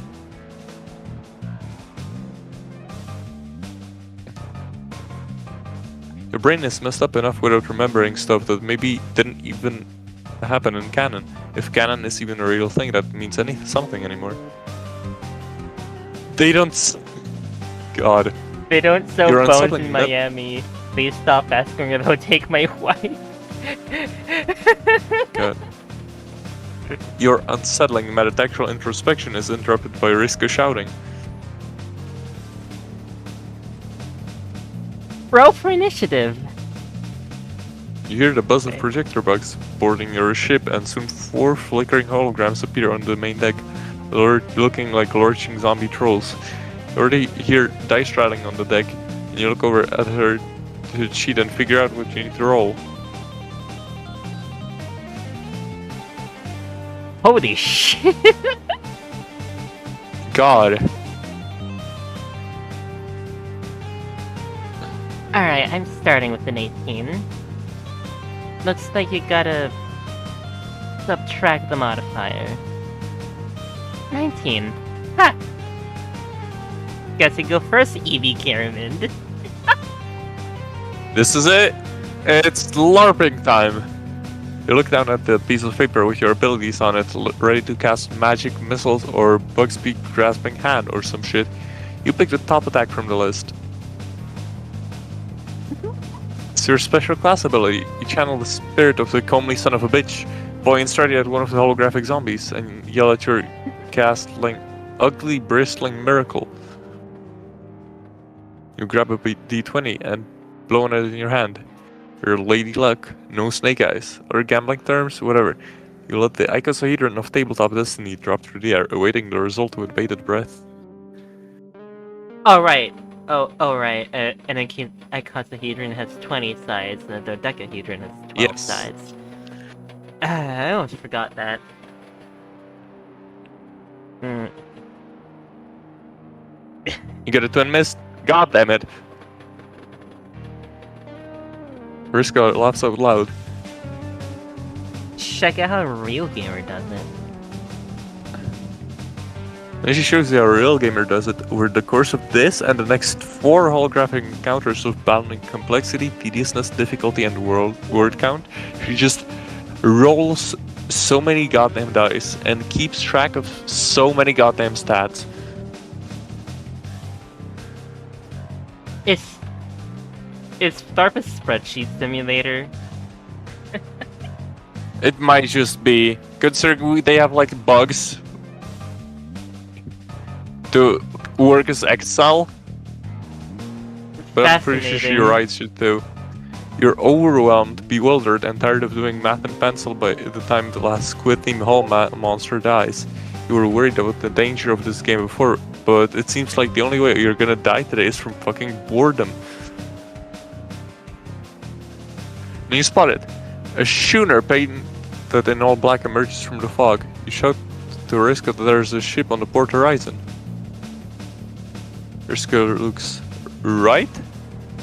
Does she not know the difference between port and starport? Huh. You point in the proper direction and she gives that mischievous grin of hers.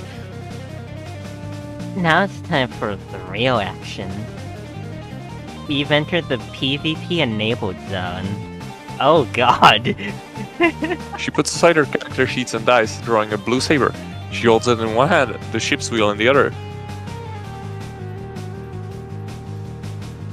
That's the Rue, the ship of Dreadclawophilia. Top of the naval Tharp leaderboards. She's got a whole crew on that boat. But she's just another rich sea dweller with hired help, and she's been too scared to face me. Riska pointed your ship straight at the Rue and you've picked up speed.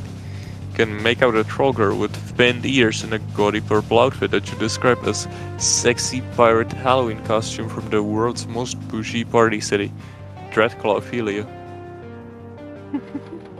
It's absolutely garish compared to Riska's more normcore approach to RP activewear, but dressed much more humbly than the captain are a bunch of low bloods standing behind her, clutching shitty rusty swords and shaking.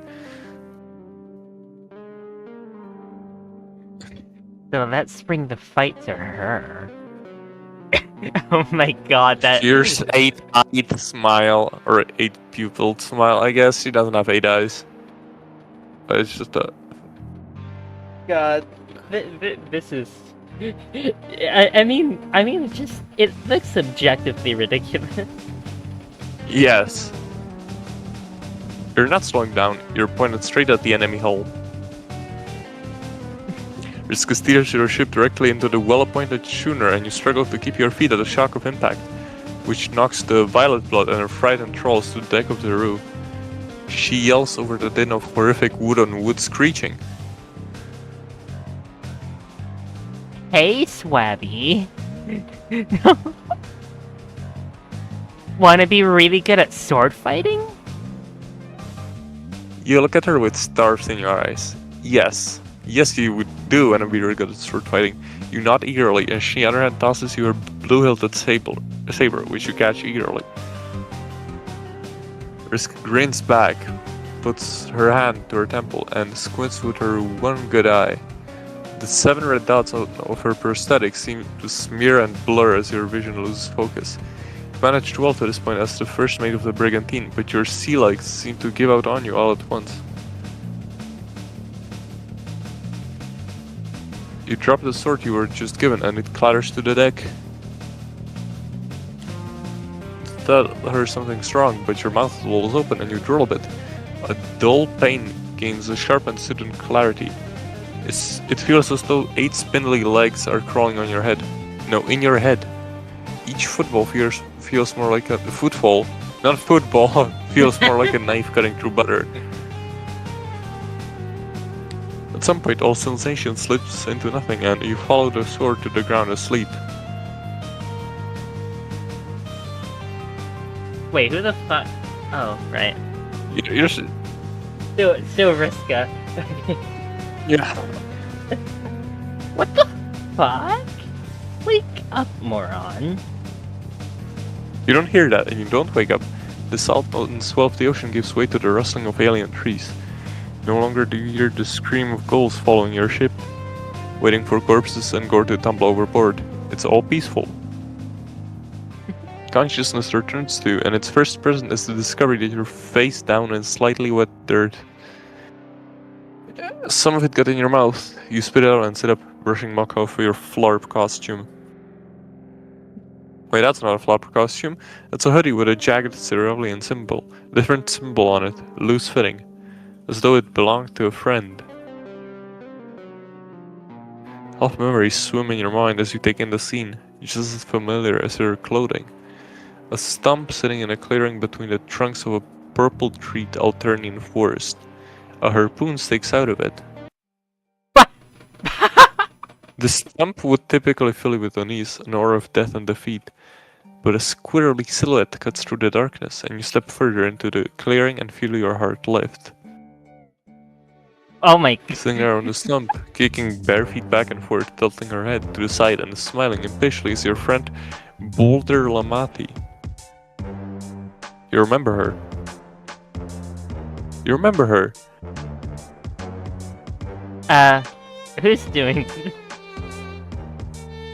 I don't know. Bro, this is a jump scare. I don't know what your voice to do or anything. I don't you even. You can do if you want. I have never heard of this. This character. But God. Fancy you sing here. Wait, no. Fancy I seeing you got here. this. No.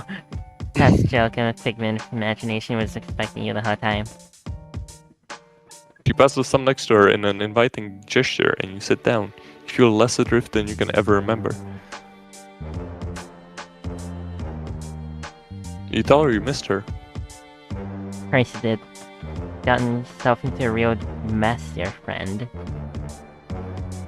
You ask about all your old friends. Sitting next to you, they flip through your mind clear as day, as to the memories who were never locked away in the first place. How are Tegora and Gallic doing? Has she run into her data again? What's going on in the neighborhood? Do folks miss you? That last question collapses her wry smile into a genuine crestfallen expression. Can't really tell you that for sure. You've seen it yourself, just how much he can do. There's a whole other disturbance in this neighborhood, and it has its nefarious fingerprints all over it. It's almost like he was preparing for this. I try to stay one step ahead and remember what I'm running for. Do you? The question is resting. What are you doing? Even with your memory clouded, you've just been bumbling into other people's stories, breaking things as you go. Well, there's nothing wrong with breaking things. Like they say, sometimes you have to compromise if you unfertilized Cluckbee's embryo in the name of complete breakfast. You tell her you haven't had a good breakfast in ages. One of the places you were at had swords in the fridge. Also, you have absolutely no idea what you're doing. You're going where the river takes you, but things are different now. There's a great power within you that you're now just realizing. Power to shape the river, to use its waters to scour the lands as you please. A power even he doesn't fully understand. What the fuck You look is down at your this? hands. I assume we're in a dream right now, as was likely implicitly said. You look down at your hands. Sitting next to her, you start to remember the green room, the story you've fallen into. There's so much broken and you have no idea how to fix it. You tell her you wish she was real, not just in your head. She'd know what to do. She tilts her head again inquisitively, excuse me. I kind of like how she's Bodier's in a more typical Renpi style dialogue. Yeah, style got monkeyed up. I'm sure there's some lore significance behind this. Although I'm pretty sure there's no significance to Her using Berlin Sand specifically. God. Am I though? Just in your head, I mean. The story's only broken if you accept that it is broken. If you think of the story as something given to you. But it's not. Puppet masters may try to tell you that the strings they are pulling are the only ones. She says this, her head jerks back oddly, but she continues whispering, calm as ever. Don't be afraid. Don't let anyone tell you that this story belongs to them. Not him, not anyone. You feel it too. It feels like threads tug at your body, and that hurts even more. Her limbs twitch and pull in gruesome pantomime as more and more strings loop around her and disappear skyward. They nearly surround her completely, but you are powerless to resist, paralyzed. It's for you. It's always been for you. Remember, friend, the only question. She only manages to spit out 4 more words as she is swallowed up and tangled in a spider's web of marionette string, choked and broken. What will you do? We green out and wake up in a sewer. No! The whole scene seems to melt away in a searing green, and you're falling, dancing beneath the skilled hands controlling you. He is here. He was already. The ticking of 1,000 clocks, exactly in time, echoes around you. What the Did you fuck? miss me? I seem to be on your mind. I'm flattered. It's no wonder you're thinking about me just after meeting one of my greatest disappointments.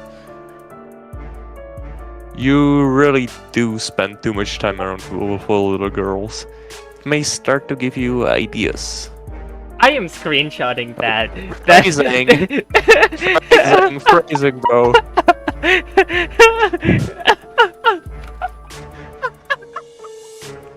Suspicious sounding blank guy.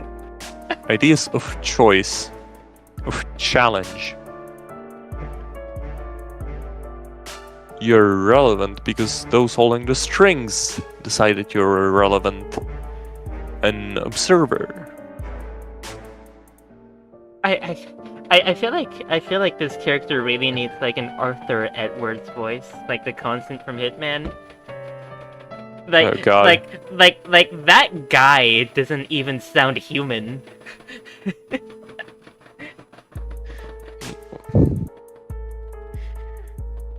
The show must go on. But don't make the mistake these little ingrates did. It can go on without you. The bits that really matter, at least. What's that? Am I doing this? I'm afraid not, darling. I don't even know to what you're referring. Tears sear at the edge of your eyes again. You try to pull their words in your mind as the strings squeeze the breath out of you. What will I do? Another voice seems to answer from another place entirely. Scratching loud, it says, I assume this is Riskus. Fix this. This. What? You wake up. Cold stone and draft greets you. Charming. You blurrily open your eyes, memories of the dream already fading to wisps in your mind. You're in the cluttered bedroom, or the cluttered respite block that you're sure is Riskus, based on the broken 8-balls scattered everywhere. You pick yourself off the ground and try to think about how you got here. You passed out back on the brigantine. She must have brought you home. But where's she? You turn around and see a window. You look outside and see a dramatic scene below. Riska is mind-controlling a group of trolls. Once she must have won off of Dreadclaw while you were out cold. They're marching one by one towards a massive web. Excuse me? What does any of that mean? God. Perched in the web is a giant spider, heaving, hulking, hungry. Riska's about to feed the losers of this game to her losers. God. Yummy euphony. Speaking of Arthur Edwards from the hit game Hitman, Accidental World of my mother's Assassination. funeral.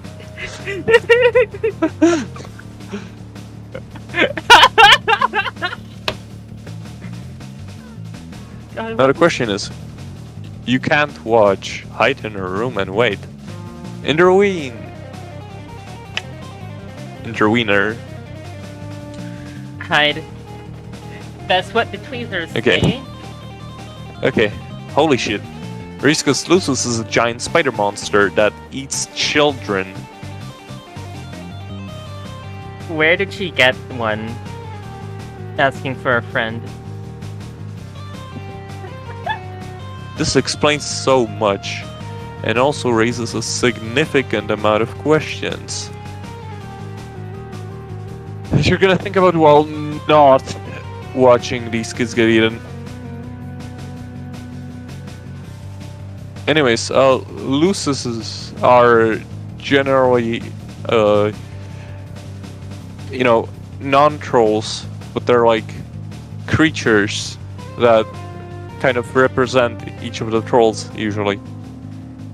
Usually, trolls have Lususes. There's just some... Okay. You look for something to distract yourself with. You spot a black raggedy book, much older than anything else in this room, with Riska symbol on the cover.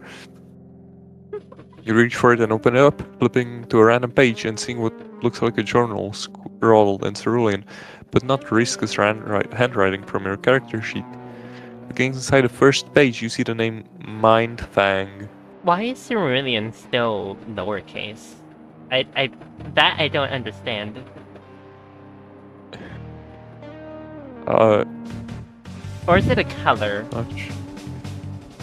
If it's a color name. I don't think it is, but oh god, it's confusing. You read, and holy shit, you're very unsure this is appropriate for a young girl to be reading. You keep flipping through the different parts, and wow, it just gets worse. Riska named her character after this? You lose yourself and hate reading Mindfang's long stories about petty crime, dubious consent, and weirdly detailed descriptions of the outfits of a woman named Red Glare. God, this is horrible screenshot. No. Dubious consent. What is bro reading? I mean, it can't possibly be worse than the stuff I read. You should send me some of that.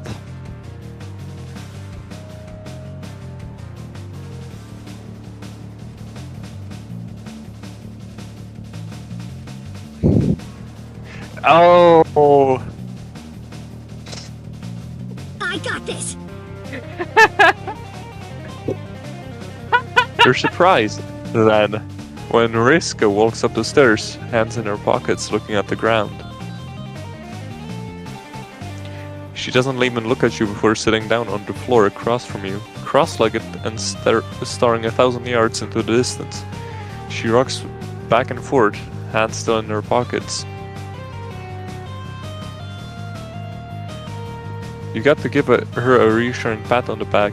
As soon as you touch her metal shoulder, cold even through her shirt, she turns to you with a jumping glare and hisses like a cat before facing away again. You get the message. She takes an 8-ball out of her inventory again and then savagely, brutally beats it on the stone floor of her room until it's nothing but shards in a puddle. Then the two of you sit. She occasionally picks through the debris of the 8-ball and rocks, clenching her fists. But as the minutes pass, her breathing slows bit by bit. You don't say a word or bring up what happened. She's the one who talks first.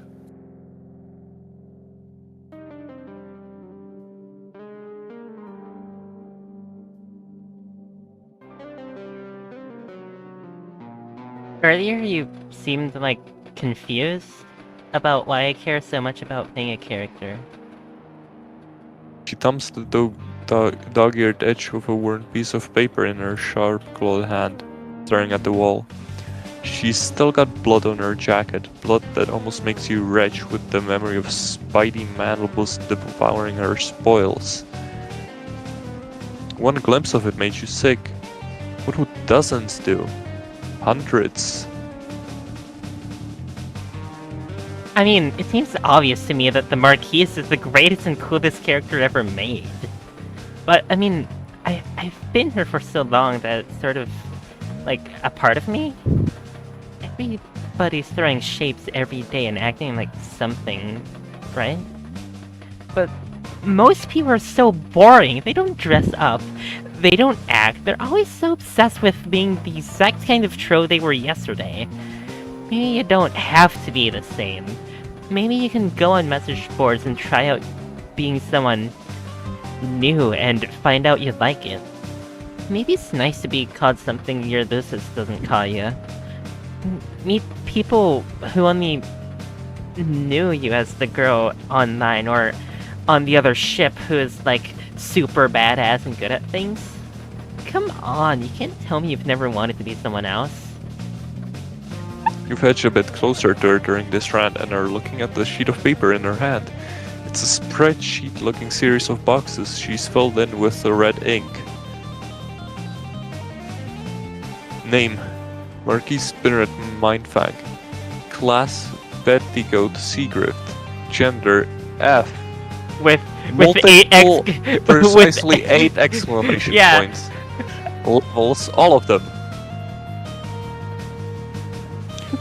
She's doodled all over the margins, out of her captaining ships and swinging swords and drinking out of goblets. Have you ever wanted to be someone else? The question makes you uncomfortable.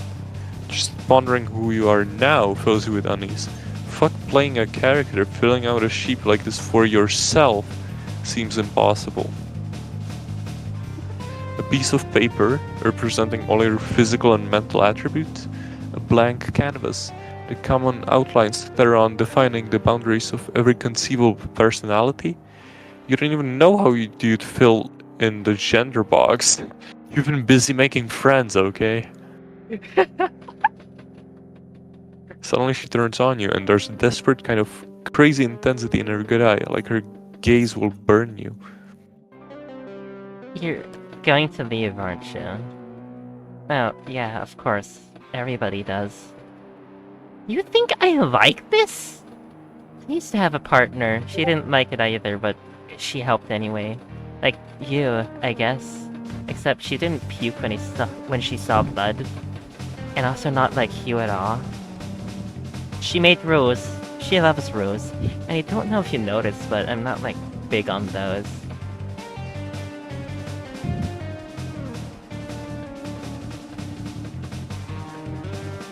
Gambling. Fuck. What is this 8 supposed to be? Malignant, I guess. Gamble malignant.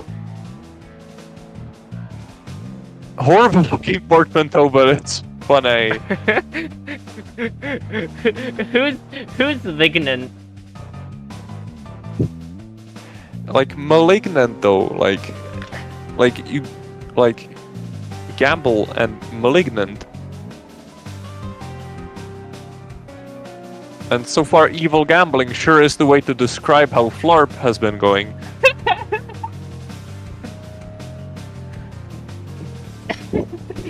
Evil gambling. Isn't that just gambling? I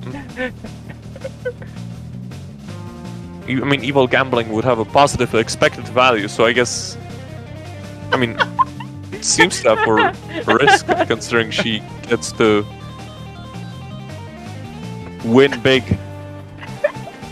Levels all of them, bro. Gambling when queens broke rules all the time, and that's just what you've got to do to survive.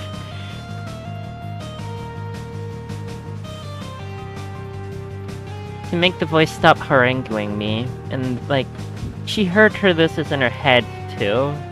But she didn't need anything from her. What's that even like?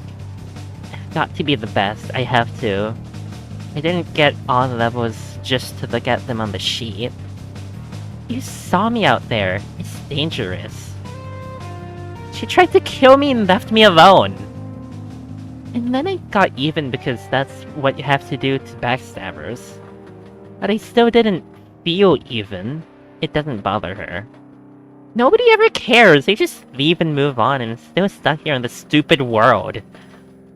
How are people mad at me for putting losers out of their fucking misery? This planet fucking sucks.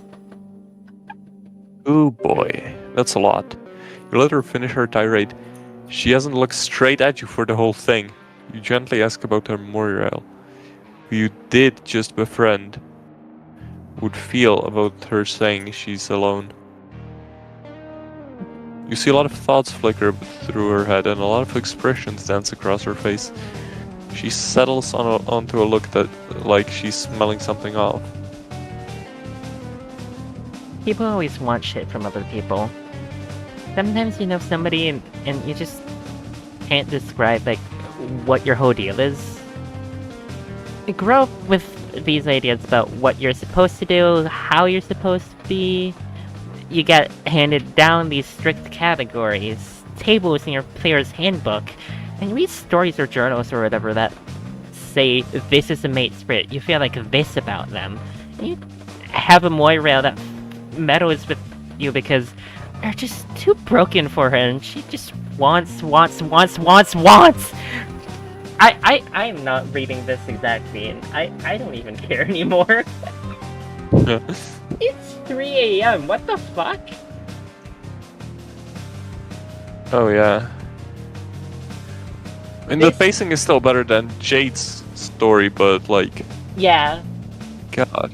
But we have surpassed that stream in length.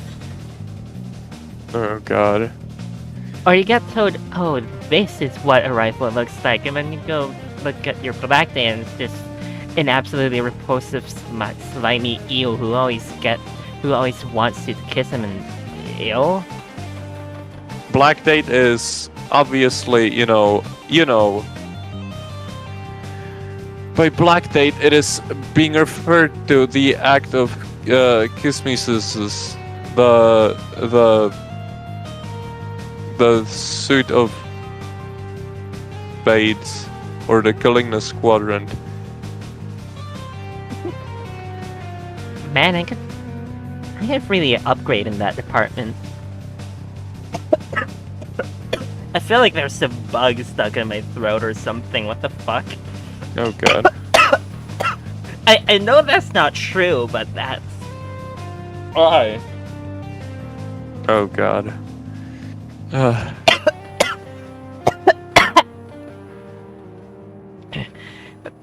But then there's someone that comes along and none of that stuff makes sense to you.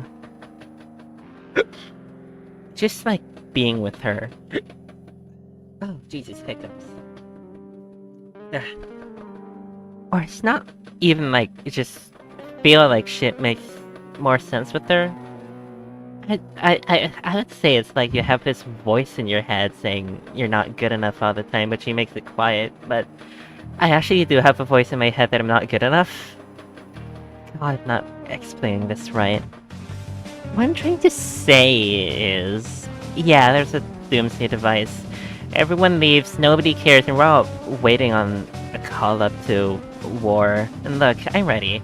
I'm the best at war. It's just a big flarp. But I'd rather have a plan B. You give Vriska a moment to breathe. You don't give her a reassuring touch on the back, remembering her jump and hiss for when you tried that last. She's like a feral cat, this girl. Tangled, greasy hair droops over her shoulders that are always hunched up, like something would come for her throat if she exposed it to anyone. You wonder if she's ever let her shoulders down around the girl she's talking about. An ex, perhaps? Of course she did. I wonder if she ever will again. You hear a psst in your ear and a squirrely little laugh, and suddenly remember a green room and that you've had this thought before somehow. You ask her the question that's been consuming you, or more accurately, not consuming you.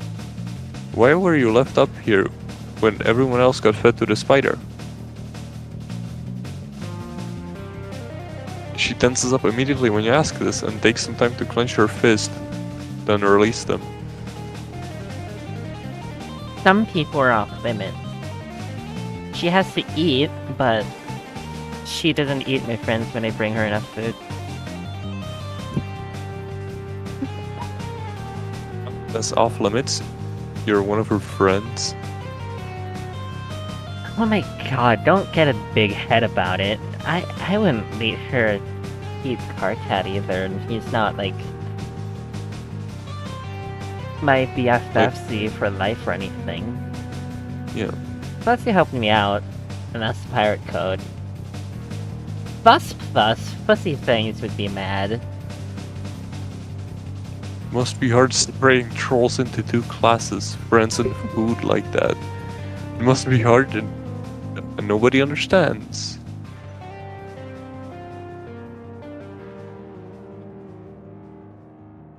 I mean, that's how it works here. Everybody's got someone to kick down on. Except Rustbloods, but them's like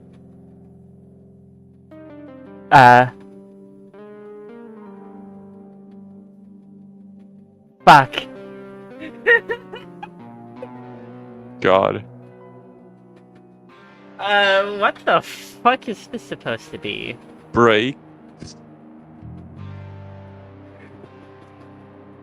Can only think of breaks. Or brokes. God. This is hard to read. Yes. Imagine reading Homestuck. Oh, yeah, now that I think about it, I'm glad I haven't gotten to the trolls. Except Rustbloods, but them's the breaks. Somebody's gotta be on the bottom to keep the whole thing. Shebang afloat. To keep the whole shebang afloat. Killing people that are down on you is what all the school feeds say you're supposed to do. Get ready for the life of Space War against... Wow, it mostly just seems like they just kill more lowbloods. That's all it ever is. My ancestor... She looks left and right as though she's going to be overheard, then leans in smirkingly. She sounds like she's letting you in on a secret. No. Or a secret. My ancestor, Mind Fang, he showed around being the terror of the high seas for a while, but she fell in with the group that was going to do something about all that. A bunch of weirdos led by a mutant who wanted revolution. I've always wanted to be like her. I liked using a name more than my own for a while. Dressing up like her, learning to sail, but I always end up back here with a pile of corpses. That's having Alyssa's, right? Sometimes you don't get to do what you want to do. She talks to me, you know? It only stops when she's full. Always whispering in my head. Saying I was fatter than her, saying I deserved all the things that happened to me. Even when I was bleeding out on the floor.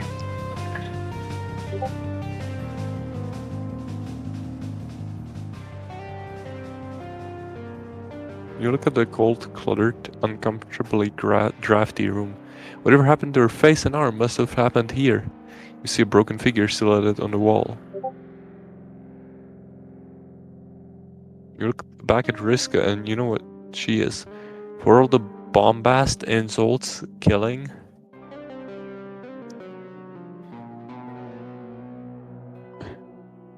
You're looking at a survivor. You're looking at someone who did nothing wrong. You remember Dave's carefully crafted defense of a persona. Remember Rose eating oatmeal for dinner in drafty brutalist mansion. Jade in the shadow of a volcano raising herself. Your world can be as brutal as this one. Earth makes survivals too. You've made a difference for them, one at a time. All that nihilistic bullshit earlier feels like it was shouted at you by some meddling voice. Someone holding the strings. Fuck that. You're gonna be a goddamn hero today. You're gonna make friends with this whole fucking planet if you have to, and you're going to make it better. Or at least less of a complete dumpster. Oh yeah, by the way, Tu vas avoir le gastro. oh yeah, tu vas avoir le gastro. No! No!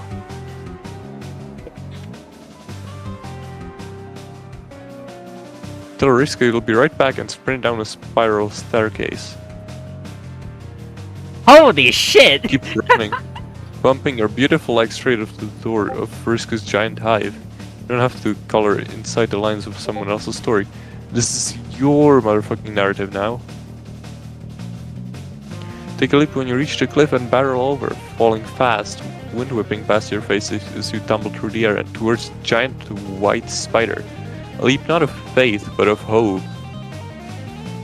Crash into the carapace of Riska's terrible murder mom hard, cracking it with a piercing shriek. At the same time, you... zap. Hundreds of feet above the mouth of the volcano of Jade's Island and kick off the back of the spider, leaving the giant troll-gorged arachnid tumbling into the lava as you zap back to Alternia, back to Riska's respite block. You're behind her. She doesn't notice you. She's looking out of her window, down at the empty web, with a shocked expression. Still looking out of the window, her stunned silence turns, slowly, into a grin someone less generous than you would describe as shit-eating. No, it's the fucking name. Jesus Christ.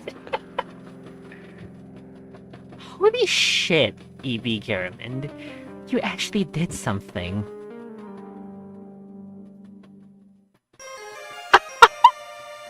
Hell fucking yes. That spider's dead. Time to 100% I guess- this thing. Yes. Yeah. Time to intervene. Holy shit, that was supposed to be a game. These innocent kids are getting fed to a fucking spider, and it's all because of your definitely essential contributions to Riska's victory. This is so messed up. Games don't cause violence, you think, as you rush down the stairwell. They can't. Riska is going to discredit an entire generation of gamers and add fuel to the fire of anti-gaming activism with this kind of behavior.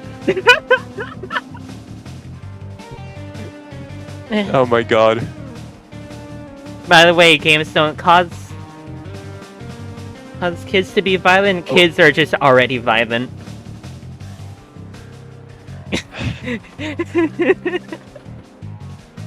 TikTok. Do I need to say anything more? Oh, also, you can also kill some kids. That's like normal Alternia stakes, though. You've got to defend the integrity of Fortnite. That's much more important, obviously. Fortnite doesn't Rush into have the elite integrity, anyways. You rush out into late night air, too late to sleep, and tranquilist mind control olive blood from being torn asunder. Riska Lucis holds the troll boy in her forelegs, petty bulbs tearing through clothing and caliculae tearing into grey flesh, feeding a winding intestine into her mouth. You feel like you're gonna yards. You have no idea what you're doing, standing out here alone against a giant monster and his scandal of mind-controlled trolls. But you gulp down some air and yell, "Stop!" Riska turns to you, and she doesn't look like she's doing a lot better, frankly. She's got a similarly sick expression on her face, but something in her eyes is dead, resigned. Her expression crumples into a scowl. What the fuck are you doing? She squints her one eye in pain like there's a voice screaming inside her head. I know, okay. I know! I'm dealing with it. She steps up towards you and you see cereal and dice appear one at a time between her fingers. The dice are sparkling with cold blue flame. You suddenly feel as though you're going to have a very, very bad time. No! San? I mean, Toby Fox did, you know.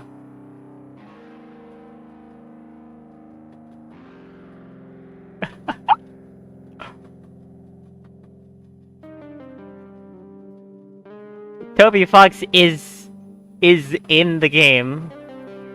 Yes. I almost fucking quit the game. God. First you fall asleep on me like a weenie, and I have to fight the last encounter all on my own. Then I carry you back to safety even though we just met. You owe me! Turn around and go back. Now! You look up past her at the giant spider. The awful noise of squelching has stopped. 8 eyes are trained on you, blinking out of order. A spattered Pollock palette of multicolored blood is smeared all over her slavering mouth. Oh god.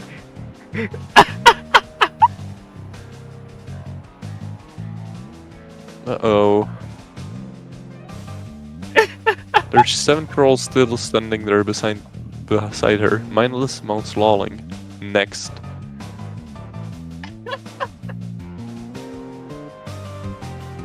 This was just sent 4 minutes ago. God. W. Riska?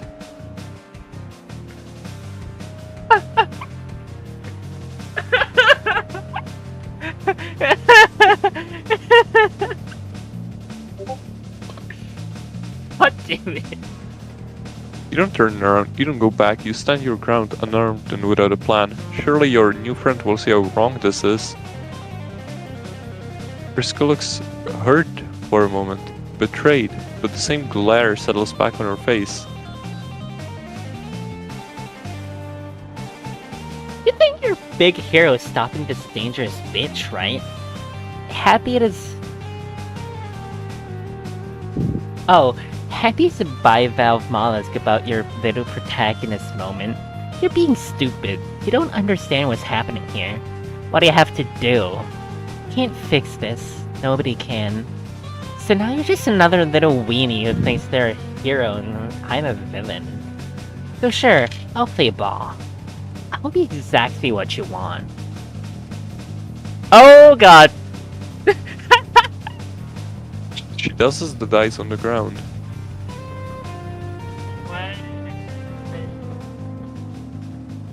Oh. Round. Restraint poison. Metronome causes this commune. Regenerate in fireball. Oh, Christ.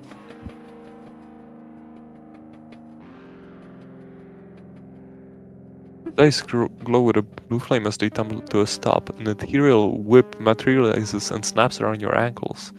You're dragged dizzyingly fast towards the spider's web. The friction of your ass on the rocky cliff face tears the butt off your florp costume, exposing your delicate cheeks to chafing. Your greatest asset. But things get far worse than that as you're flung directly into the clutches of the horrific arachnid. The fangs of Riska's sluices pierce your skin and pump you full of a numbing venom that causes everything to fade to black and static numbness. Which is good, because she's beginning to eat you alive. It's also good, because you can see or hear a little girl stifle a sniffle, holding her stifle. Oh, yeah, a sniffle, holding herself with crossed arms, one mechanical and rocking back and forth, watching another friend consumed by this chaos that never leaves her. Oh, great work, hero, you got bored. So that's why that's here.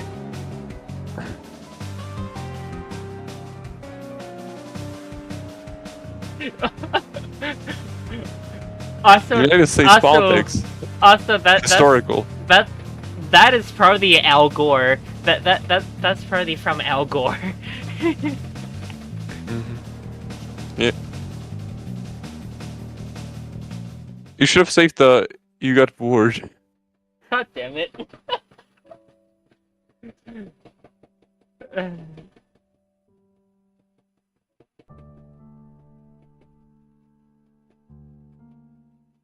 there anything else? I don't think so. Sandler. Great.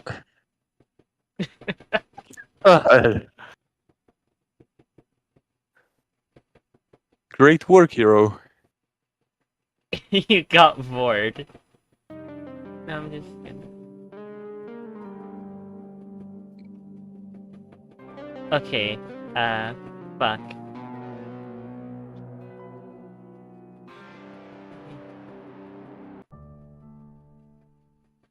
I want to see what happens if you do the same fuckery with the name.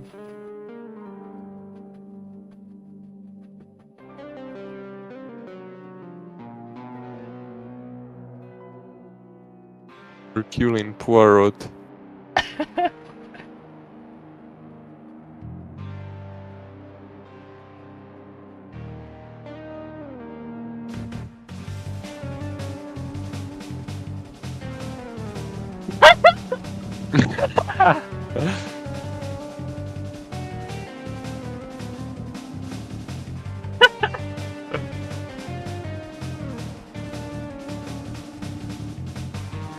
Oh, there's nothing. You don't have a name. Yeah.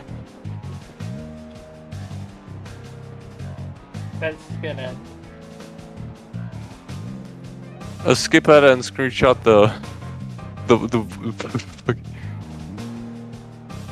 Oh wait, you're probably looking for the other.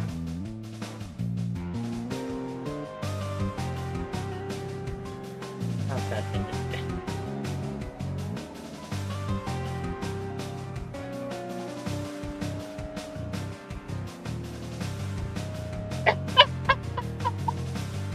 God.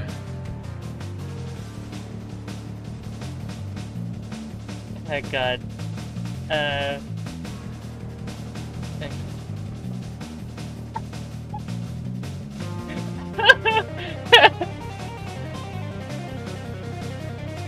There. Also, what were you asking for? The last screenshot of the bad ending that bro got bored. Okay.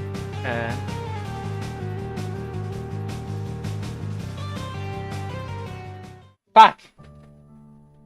Oops.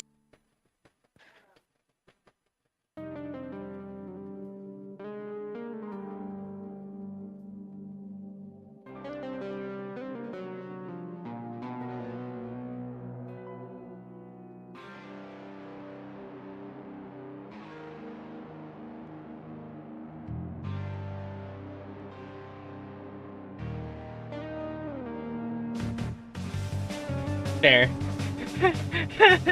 God.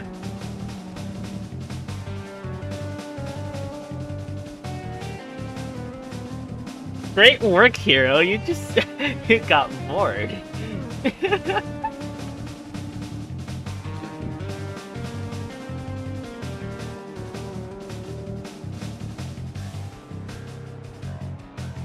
This one felt more miserable than the rest. If I'm being very much honest here. Now that's a bad thing about the, like, story itself, but like, God.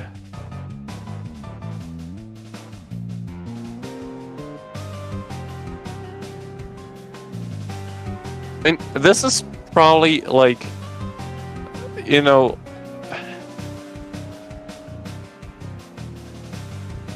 I think many fans of Risk, aka the LARPers, walk into this not knowing just how much is talked about in this fucking story. God.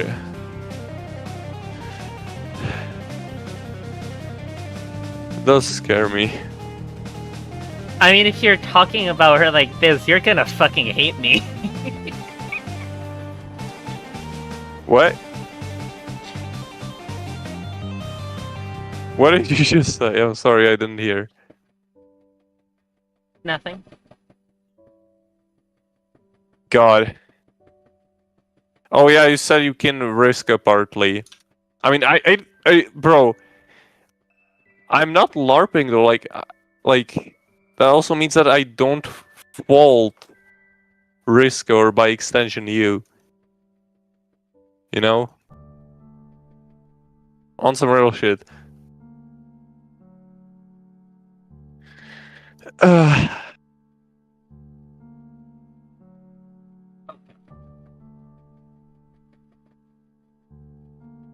Better boss thing.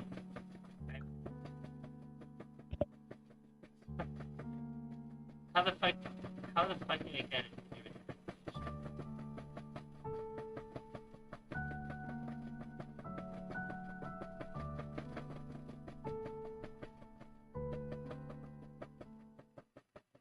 Okay, who's next?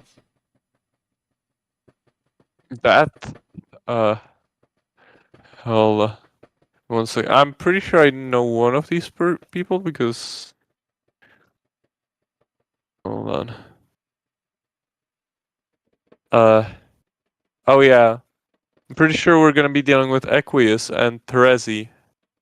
I remember more about Terezi, which is the Libra.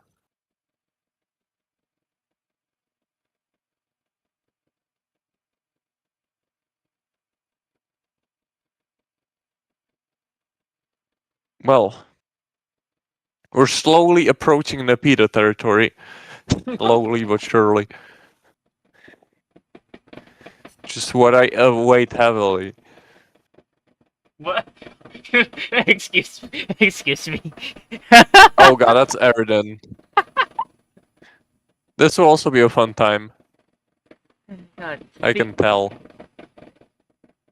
like the only zodiac sign I recognize is Aries because I'm an Aries, and also this is clearly supposed to be, you know. Aradia, I think.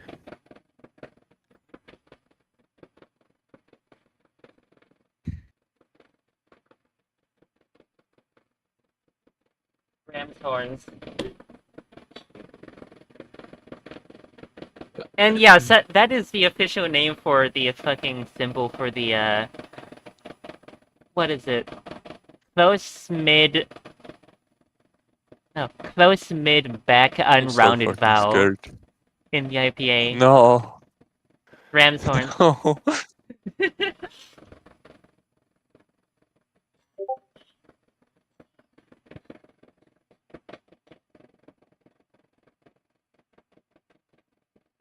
Great work, hero. You got Ford.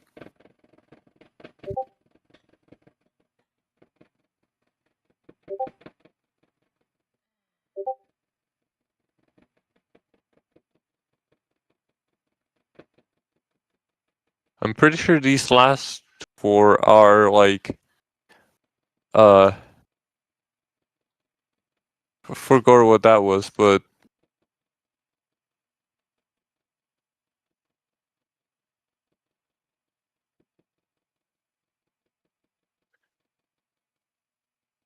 there's only stealth arm.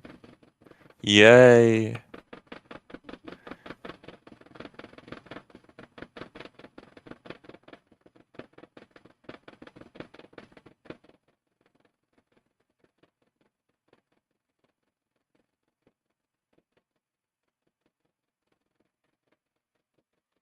Okay, that's the end of the stream. Well, not really. Yeah.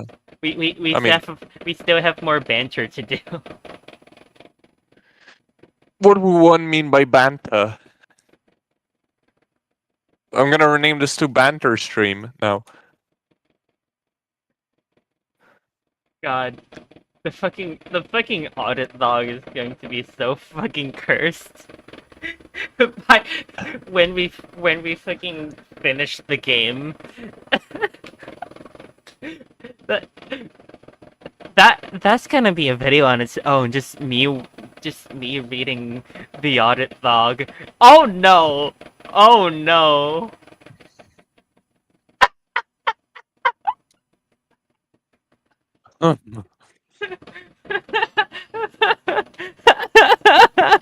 Well, that sure is something. You sure are something. Yay. And I'm Thank I'm fuck. also something.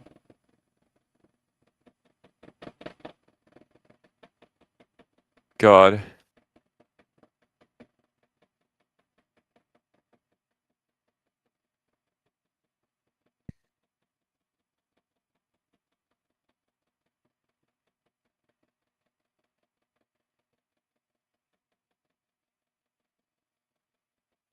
By the way, the Verdana's here.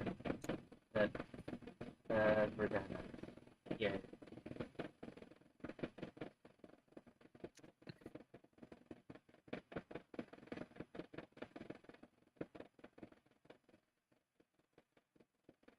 Jesus Christ. That's a long time. Hmm. We've been going we've been going on We've for been going for a quite while. long time. And I'm still clueless about the very clearly very important question of matesprideship.